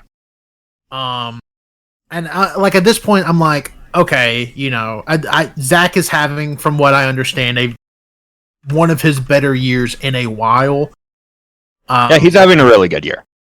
Yeah, and now granted, he's in there with like fucking all-timers, so like, kind of would be hard for him not to have some of the talent he's sharing the ring with.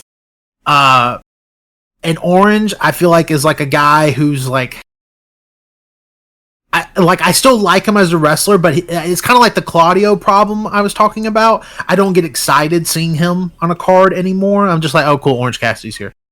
But this match ruled. Maybe the sickest finish of the year. That submission that Zach got Orange in at the end was fucking crazy.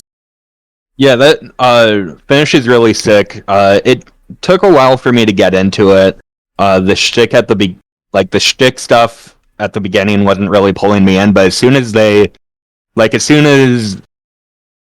it starts getting serious, and they like really just start working, it's just a really good match. Like, yeah, Zack Sabre Jr. is having a good year, and like Tanner said, it's hard to have a bad year when you're working like Hechicero and Virus and Gato and Makabe and everyone else he's been working, and Danielson and Danielson at the beginning of the year. But like he's very good, and like Orange Cassidy, you do kind of take him for granted because he's on TV every week, and he's like, you're just like, oh yeah, Orange Cassidy, I like him, he's always pretty good, but you know, he gets to have this showcase match against a guy like Zack Sabre Jr. and like kind of go hold for hold with him and get to show off some of that Mike Quackenbush submission training. Speaking of Mike Quackenbush, I think it's clear now that in 2017, Quack should have put Fire Ant over Zack Sabre Jr. instead of Rory Gulak. I'm going on a limb and saying it. True. Yeah. So brave of you. That's what I do. I will say I didn't mind the shtick at the beginning of the match, considering this match kind of also got built around Orange saying he could beat Zack Sabre Jr. with his hands in his pocket, which I thought was, you know, clever, I guess. But I thought this was. I expected this to be good. It outperformed its expectations I had. I was pleasantly surprised.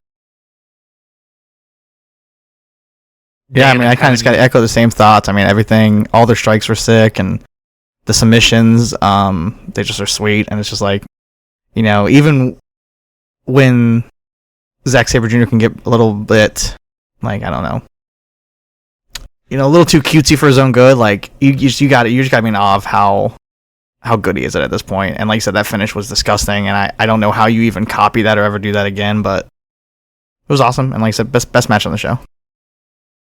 Yep. Up next, another match that actually pleasantly surprised me.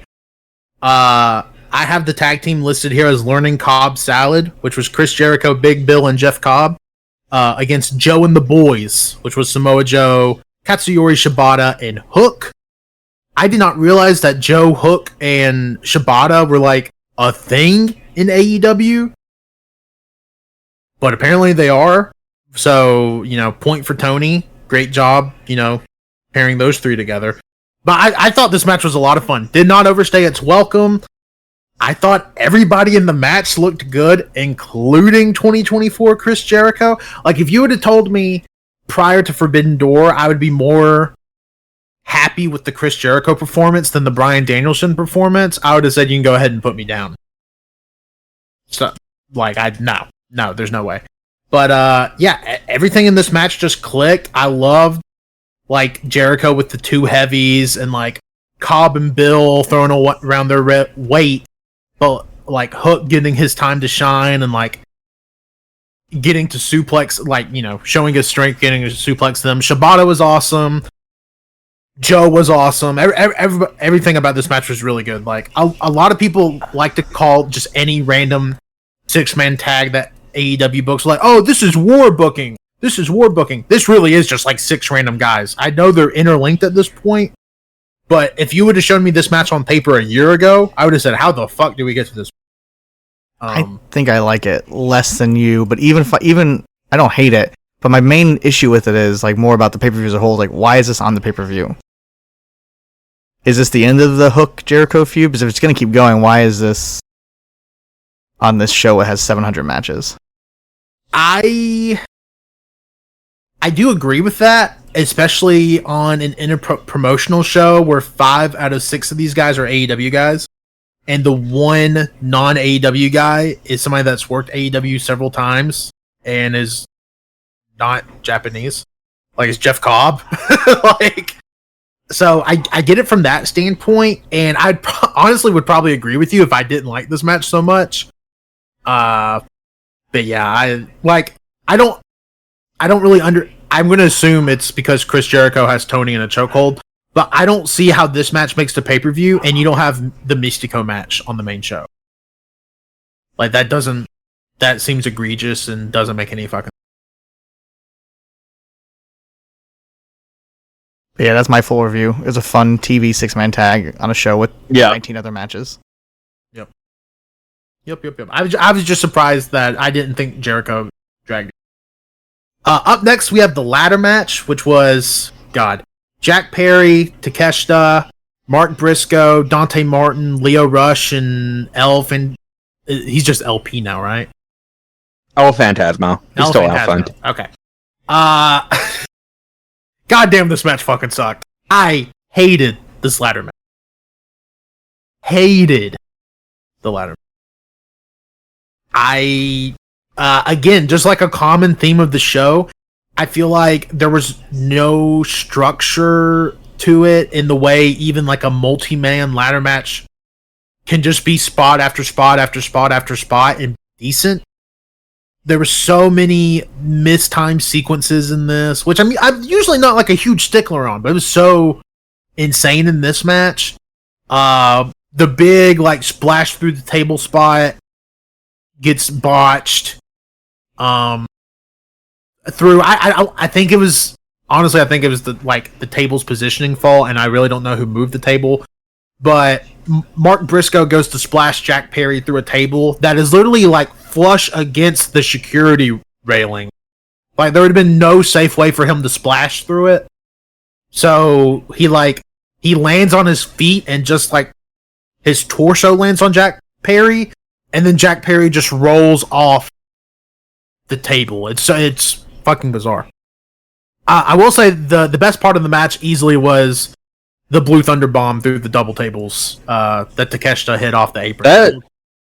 The way those tables like collapsed it looked awesome. Yeah, it looked fucking amazing. Like, if you were just to see the GIF of that, you'd be like, "Oh my god, that was such a great match." And that's the only good thing that happened. Well, it's really funny I did not hate this match. Like I thought it was fine. Like, there's a ceiling for these matches for me, and they're much better AEW ladder matches.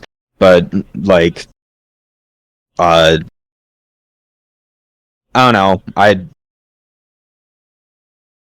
thought it was fun. There were decent spots beyond that. It was like okay enough car crash wrestling that I had a fun enough time watching it.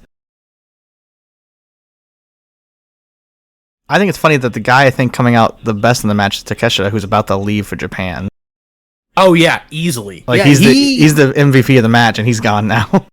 Yeah, I'm like actively was getting chants during like this awful crowd on a match that went 11th, 12th. It went 12th. It was the 12th match on the card, and Takeshita was getting like really good reactions despite being a heel. Like I don't know. And then they give the title to fucking Jack Perry. Sure, whatever. Keep booking your dog. Big win for the House of Torture on the co-promoted show. Yeah, I mean, you needed it. Honestly, they needed it for sure. I mean, it's been covered over and over again. I mean, I'm sure if you showed me this match in 1999, it would be like burned into my skull how great it is. But I was, half paying attention for most of the match. I don't even know if that's true, Dan, because I felt like so many of the spots were so pedestrian's not the right word, but was so like nothing, like any of the big spots outside of the Takeshita Blue Thunder Bomb were just so like run of the mill. Yeah, like nothing. I think even if I watched this match, if I was 18-year-old Tanner again and watched this match, I don't think I would have liked it anymore. I would have been like, when the fuck did Takeshita get on the juice? That would have been my question. But up next, we have Mercedes Moné versus Stephanie Vaquer. This I thought was the second best match on the. Whoa. Yes, I really, really dug this match. I think Stephanie worked circles around Mercedes. I think Stephanie Vaquer, best individual performance on the entire show. Okay, I can get on board with all that. Yeah, I would 100% agree with that. Also, maybe like I would not be shocked if Tony tried to poach her after the reaction she was getting, because the crowd was. I mean, granted, like, Mercedes' whole thing is like, oh, I'm from Boston. They were in New York. I get it, but like, I assume the majority of this crowd did not know who Stephanie was, and they were like chanting her name and popping for all of her spots and booing Mercedes. Yeah, she had like for an audience that both in the crowd and I'm assuming a lot of people watching have maybe seen the first Mercedes Vaquer match. And maybe some other matches she's had on the New Japan like strong shows, but like ultimately are not very familiar with her beyond that. And she really shows out for an audience that is not going to be super familiar with her, and really comes across as a star. I completely agree. I've seen a lot of good things said about Stephanie's matches from this year, and this match really made me want to dig into it, because I'm like, okay, you're wrestling on the 13th match on a 15-match card. People don't know you, and they're popping for you. I need to go and watch some of her stuff from this year, because I've seen a lot of people say that she's had a really good year. I just need to go and actually see stuff out. And she just has. She comes across as so smooth. Like, even when there's a spot that gets missed, like she's recovering everything so well. Like if Mercedes misses something, she is taking advantage of the moment, and it's just really smart working. Like, she's a really smart wrestler. And like I like Mercedes a lot. We've kind of talked about it in the Discord for both of her AEW matches. She's definitely a wrestler where the opinions on her run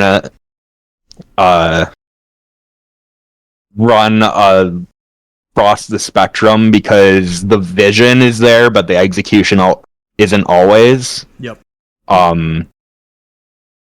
And your mileage varies there. And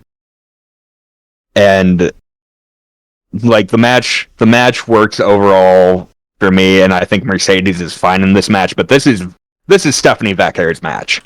Oh yeah. And she's a fucking star. Well, my issue with it is the whole time Mercedes doing these terrible promos and terrible angles. It's like, why are we doing this? We got to get her in the ring. We got to get her in the ring. She's a worker where, you know, the match is what makes her over. The match is what she's so good at.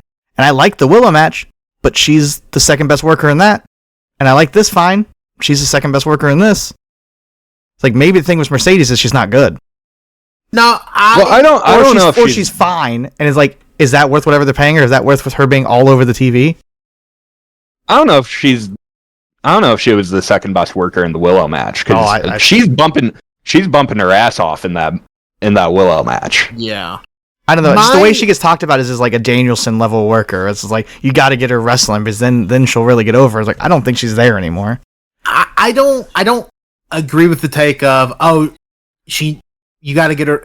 She's never been a strong promo ever. I do think her results are in the matches, and she's never been a clean, 100% perfect wrestler. I think a lot of the stuff that makes her matches interesting is like, take the Charlotte matches, for example. Like, I love that series so much because the matches look so uncooperative and dangerous. Like, that's what I like about those matches. I'm not coming to watch a Sasha Banks Mercedes Moné match to see clean, perfectly executed wrestling. I want to see somebody bump their ass off, and I want to see just really ill-advised spots. That's what I want to see. I will say, I don't think she's a bad worker. I will say she's worked 2 matches in the last year and a half or whatever. She's 3 now. She's 4, I think. Okay, well, whatever. Single digit amount of matches. I do think she needs to get into a groove again. If she gets something watchable out of Britt Baker, the argument's over, because that's somebody that has never been appealing to me unless they are bleeding. So I'm interested, because obviously, like, Monet Baker's going to be whichever the all show they run in fucking Chicago is, All Out. That's the All Out match, I assume. So, interested to see if Mercedes can get something watchable out of Britt Baker. All right, let's talk about the best match on the card. Is that a shoot, Chris? No, that'd be wild. I was about to say, what the fuck? Yeah. Up next we have Mox versus Naito. Political hit of the year. Man. I have not watched a lot of New Japan this year. I don't know if any of us on this call have. I did not realize I know people have joked for a while. Oh, Naito's knees are shot. Oh, Naito's knees are shot. Oh, but holy fuck, it has never been more apparent than this match. Like, the most one-man Destino I've ever seen in my life. Like, it's honestly sad, because I really, really, really like Naito in his prime. But holy shit, like, it is a sad state of affairs when I think every top guy in New Japan right now, and I guess that's why they're trying to find their next top guy in Jake fucking Lee for some reason. None of them were, like, mobile. Like, they've waited too long to pull the triggers on people, which is why this batch of young guys are getting, like, pretty decent pushes so quickly, so you can get a few good years out of them before they're just not useful anymore, and you're having to hide them in 6 to 8 man tags. I don't know. It's a sad state of affairs. And Mox didn't even make this match really. Yeah. So you can tell already. You can tell already when Naito is coming out of the ring that he is not here to work. Yep. And then the match goes for 17 minutes. Yep. And it's obvious the whole time. Yeah, it's really weird because Naito like famously does not care to work in America. Nope. Never has. Outside of that Ibushi match at that ROH show. Yeah, even in his prime, like, has not cared. T-shirt mode, and it's really weird because he was still, like, earlier in the year at that Chicago show, he was still much more, when he lost the belt, more clearly, like, working, like, giving effort in that Moxley match. Yes. It is. I'm going to use this as an opportunity to loop Sam back into this. And here's the thing. We're doing a deep dive into Talking Tourney's history. You'll know that we covered New Japan tournament, Intercontinental Tournament in America, whatever it's called. This was Naito versus MVP. This was the level he was given. Yep. Like, this was, he was in he was in Basketball City wrestling MVP, losing, and he didn't care. But that was the same level of effort he brought in this match. Second from the top on a pay-per-view. Winning the belt back. And I had the same thought as Tanner. I was like, man, this guy is so done. I can't believe they're giving him the belt. But then you're like, well, who else? If they're not going to leave it on Moxley, who on their actual roster that's a heavyweight do you give it to? And the thing, like, you talk about, and, like, he clearly is not the same guy physically, but he has, like I said, he had that other Moxley match, which is significantly better. Yeah, it was only 2 months ago. Yeah, he had good matches this year. Yeah, no, it's actually fucking mind-boggling, and he'll probably have a couple of good matches. He will have good matches in the G. He is going to give more, like, he is going to have a better match on, like, a random night in the G1 against, like, Evil than 1,000%. than he will have had against Moxley. And that's why he's the GOAT. He's going to get more effort in Hakata Starlands than he did in fucking Long Island, and it makes no sense to me. But and that's what the fans deserve. Yes, and he just looks so physically shot. But no, I completely agree. He'll still end up having good matches in the G1 and probably after the G1 this year. I honestly wouldn't be shocked if he made it to the fucking finals. Though, with just looking at the competitors, because who the fuck are you trusting main eventing the Tokyo Dome? Watch this. We talked so much shit about him. G1 Climax Night 1, July 20th. Naito and Shingo are going to fucking tear it down. They might. I mean, honestly, it wouldn't shock me if they had is that first night in Korakuen? I already clicked away. Oh, well. No, it's in Osaka. They're running like the Osaka Joe or whatever. Okay, whatever. It would not surprise me if they had I would bet my left testicle that G1 match is better than both Mox Naito and Shingo Daniel. Would bet money on. And my testicle.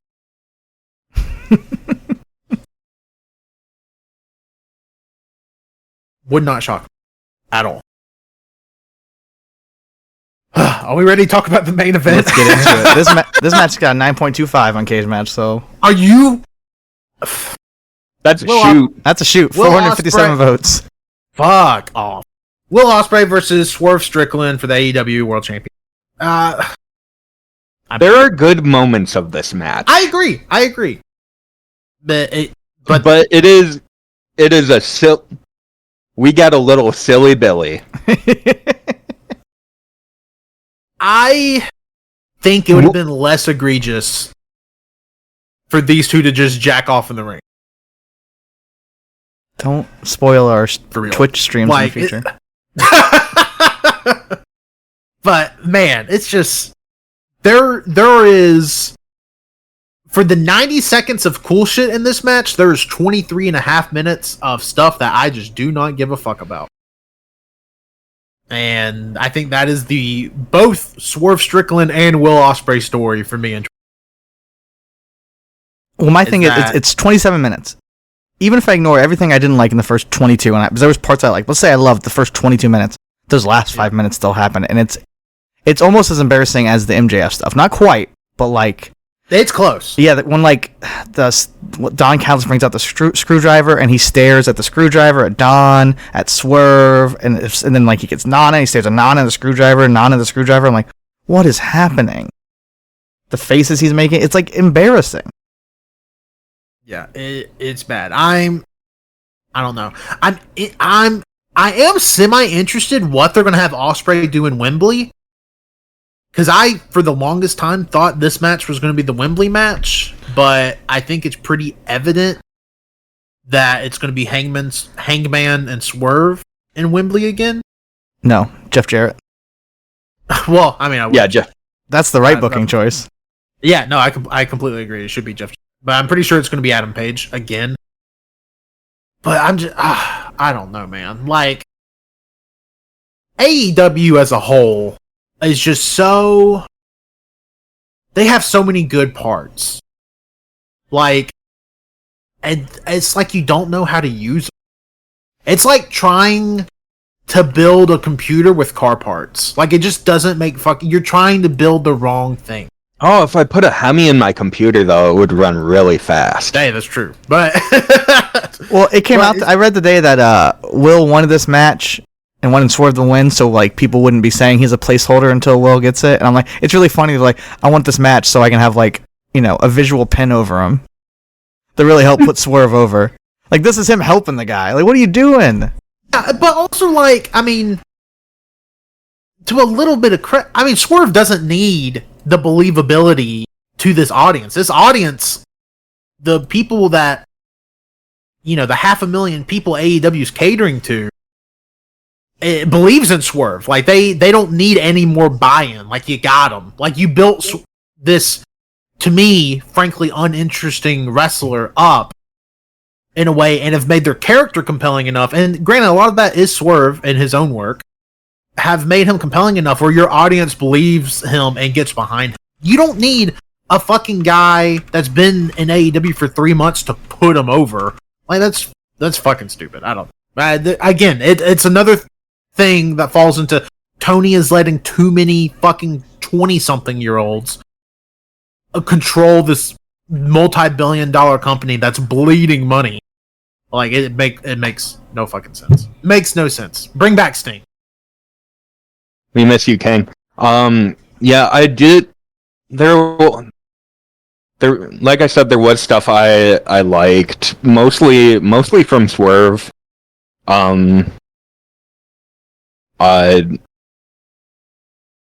Like he had,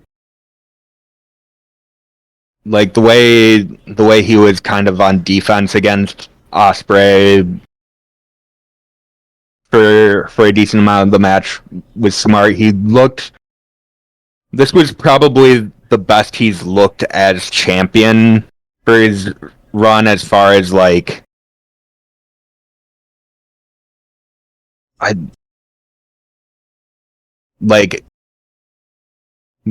part of it is just like he's weirdly kind of been not booked as the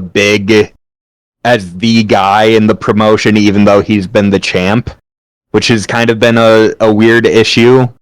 And this is kind of the show where he's been in the main event of the pay-per-view, and he's been booked as like the killer, and Will Ospreay's had the hot streak, and he's just been shown to have an answer for a lot of Will Ospreay's shit, and like was able to put him down. And Strickland's hidden blade looked awesome. It was an awesome hidden blade from Swerve Strickland. Yeah, I thought the same thing. I thought like, well, that's the best one that's been hit tonight. Yeah. The best one that's been hit in the promotion. Yeah. But yeah, as soon as like there's a portion where they really start to go into like Dragon Gate mode, and they're just running around. It's like starting to get right before it gets real silly and we get in the ref bump territory, and it's just like, oh shit, we are in the kingdom of the white Hayabusa.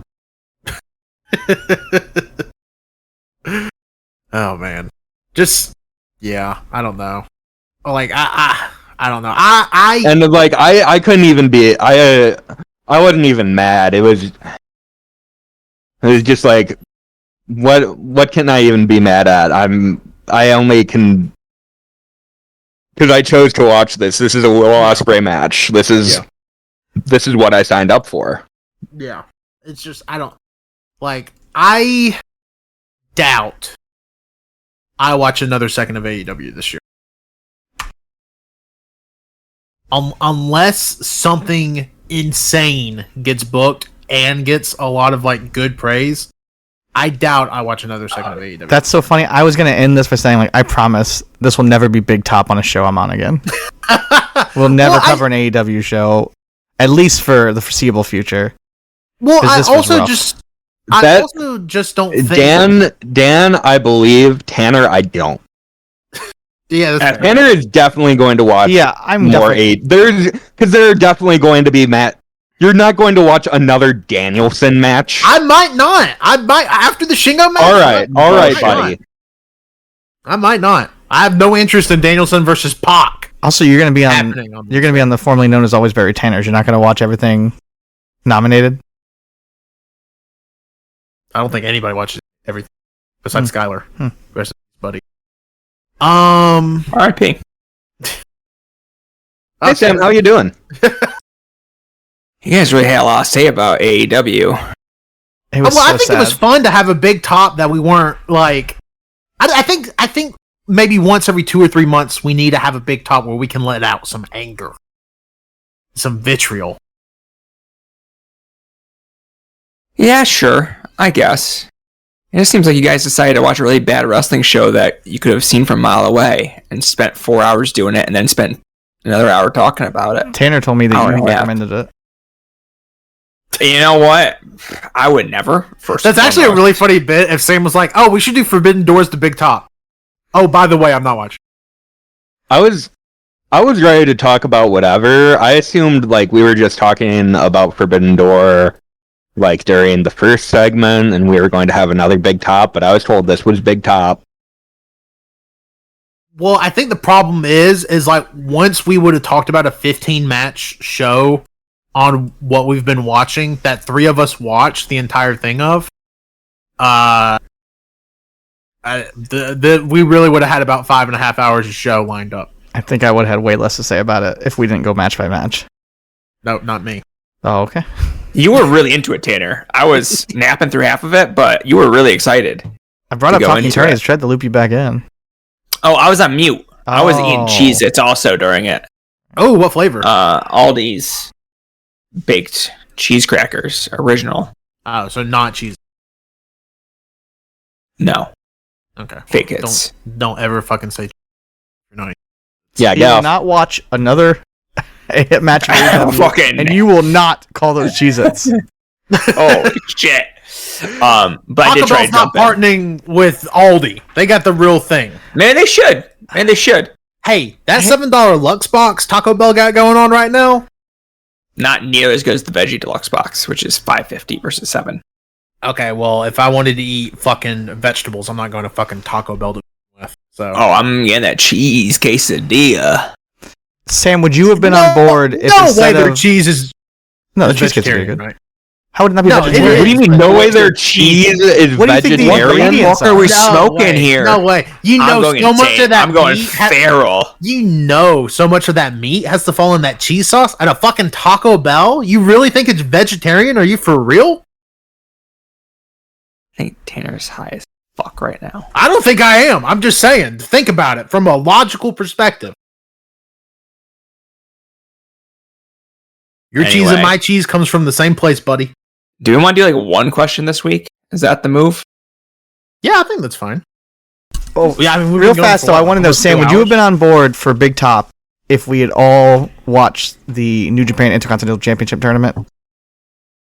Me and you rewatch it. We make Chris and Tanner watch it. It's on a porn website. It was. Oh yeah, 100%. All right. I watched that tournament when it happened. Well, me too. If I had the full week to watch it, I would have watched Forbidden Door.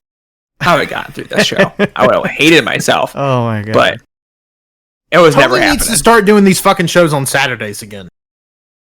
Sunday night. If I had literally anything else to do on Sunday, I wouldn't have watched it. But my Sunday was.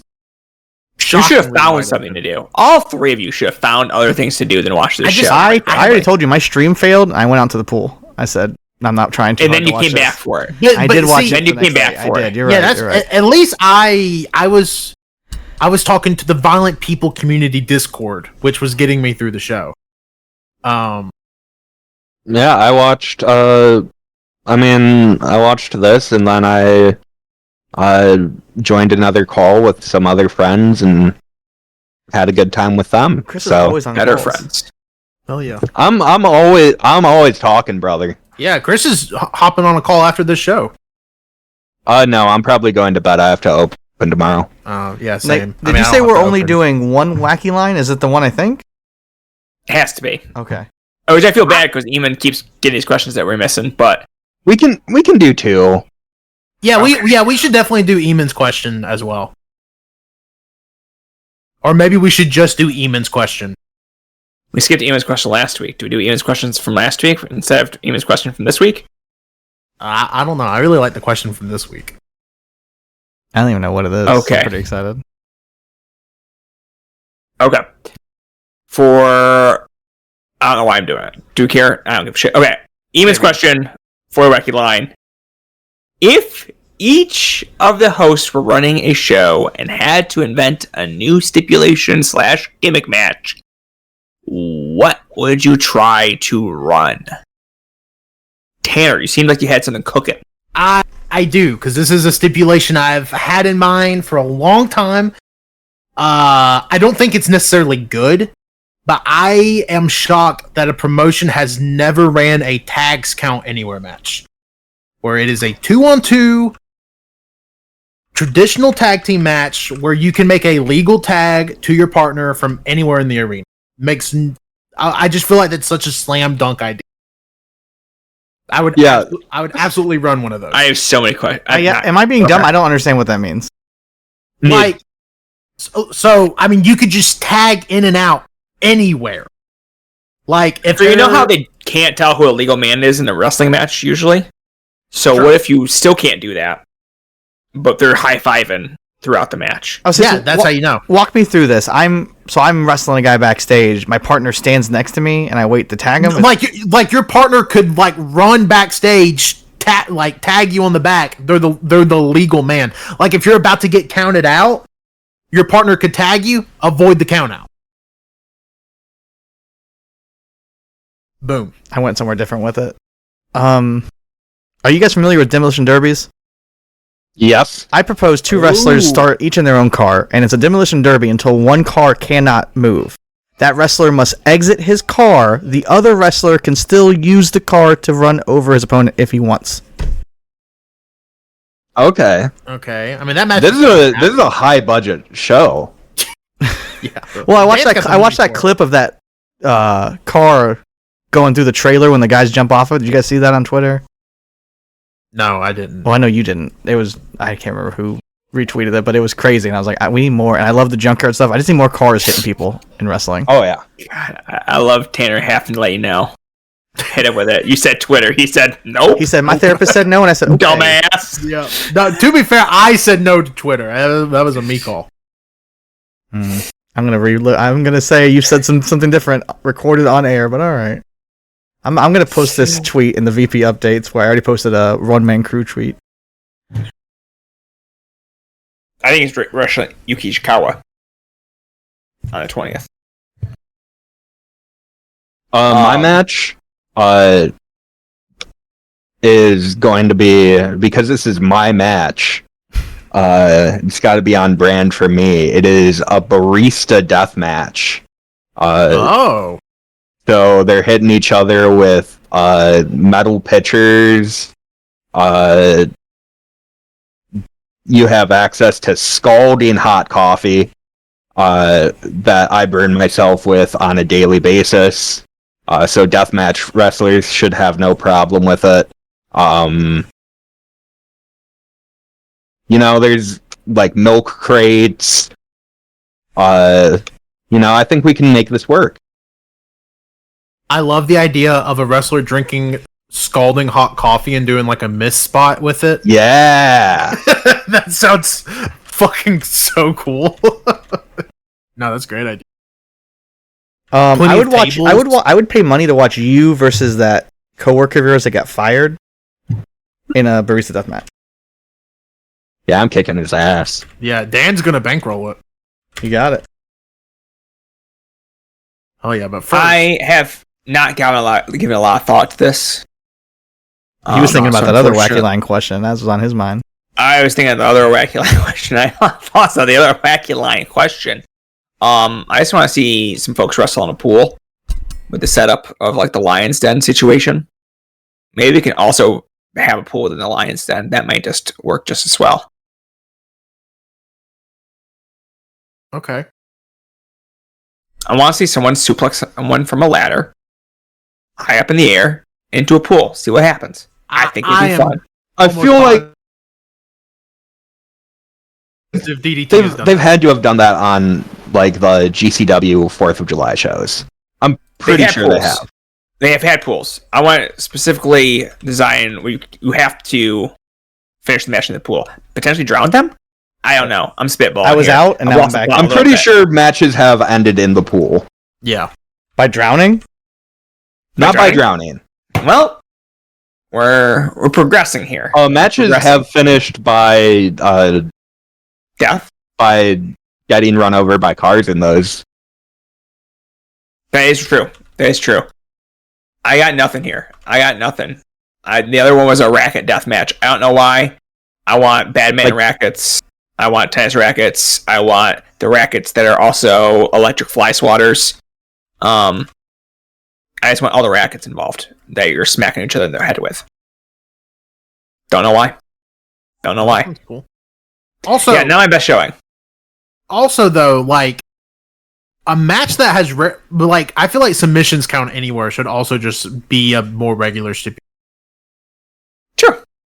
I think that's such a cool stipulation that WWE ran once or twice, and I don't think any promotion that I've watched have ever stolen it, which seems insane.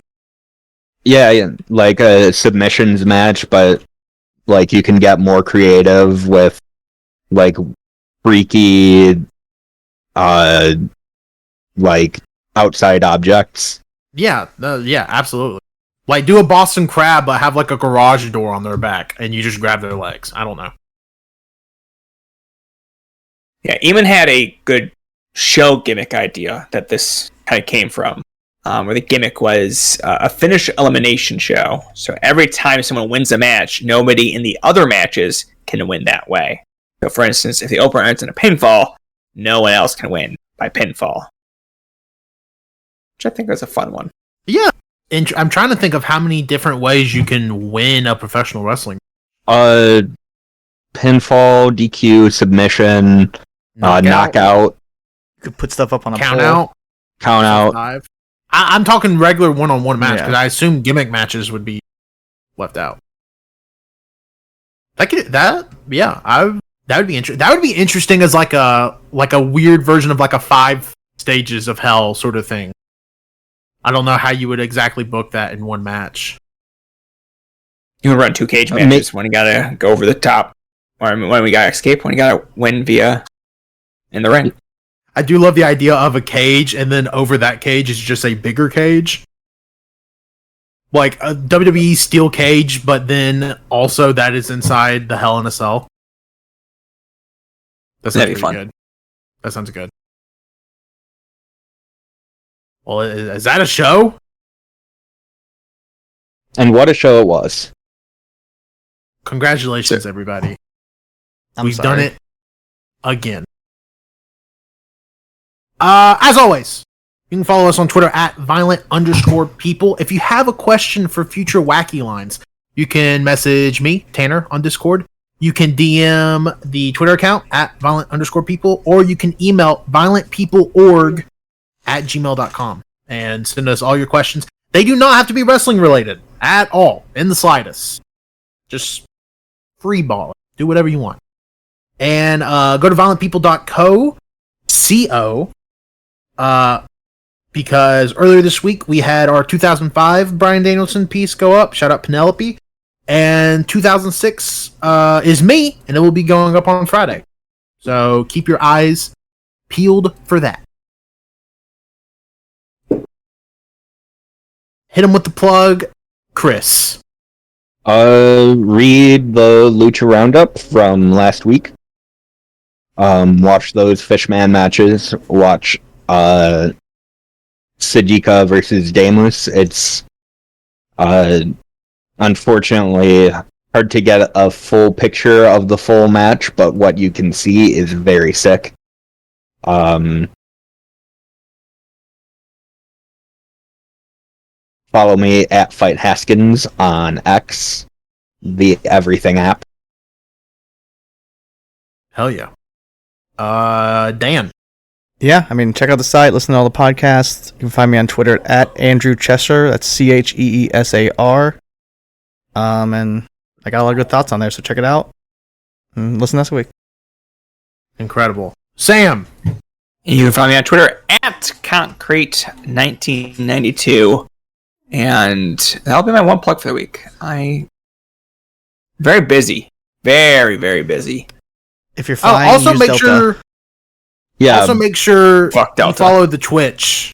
Twitch.tv/violentpeople stream. Yeah, shout out to everyone who joined the Twitch stream. It was a ton of fun. Yeah, absolutely. There will be more of those happening with regularity after the holiday, I assume. So yeah, that's all I got. Who wants the last word on this week's show?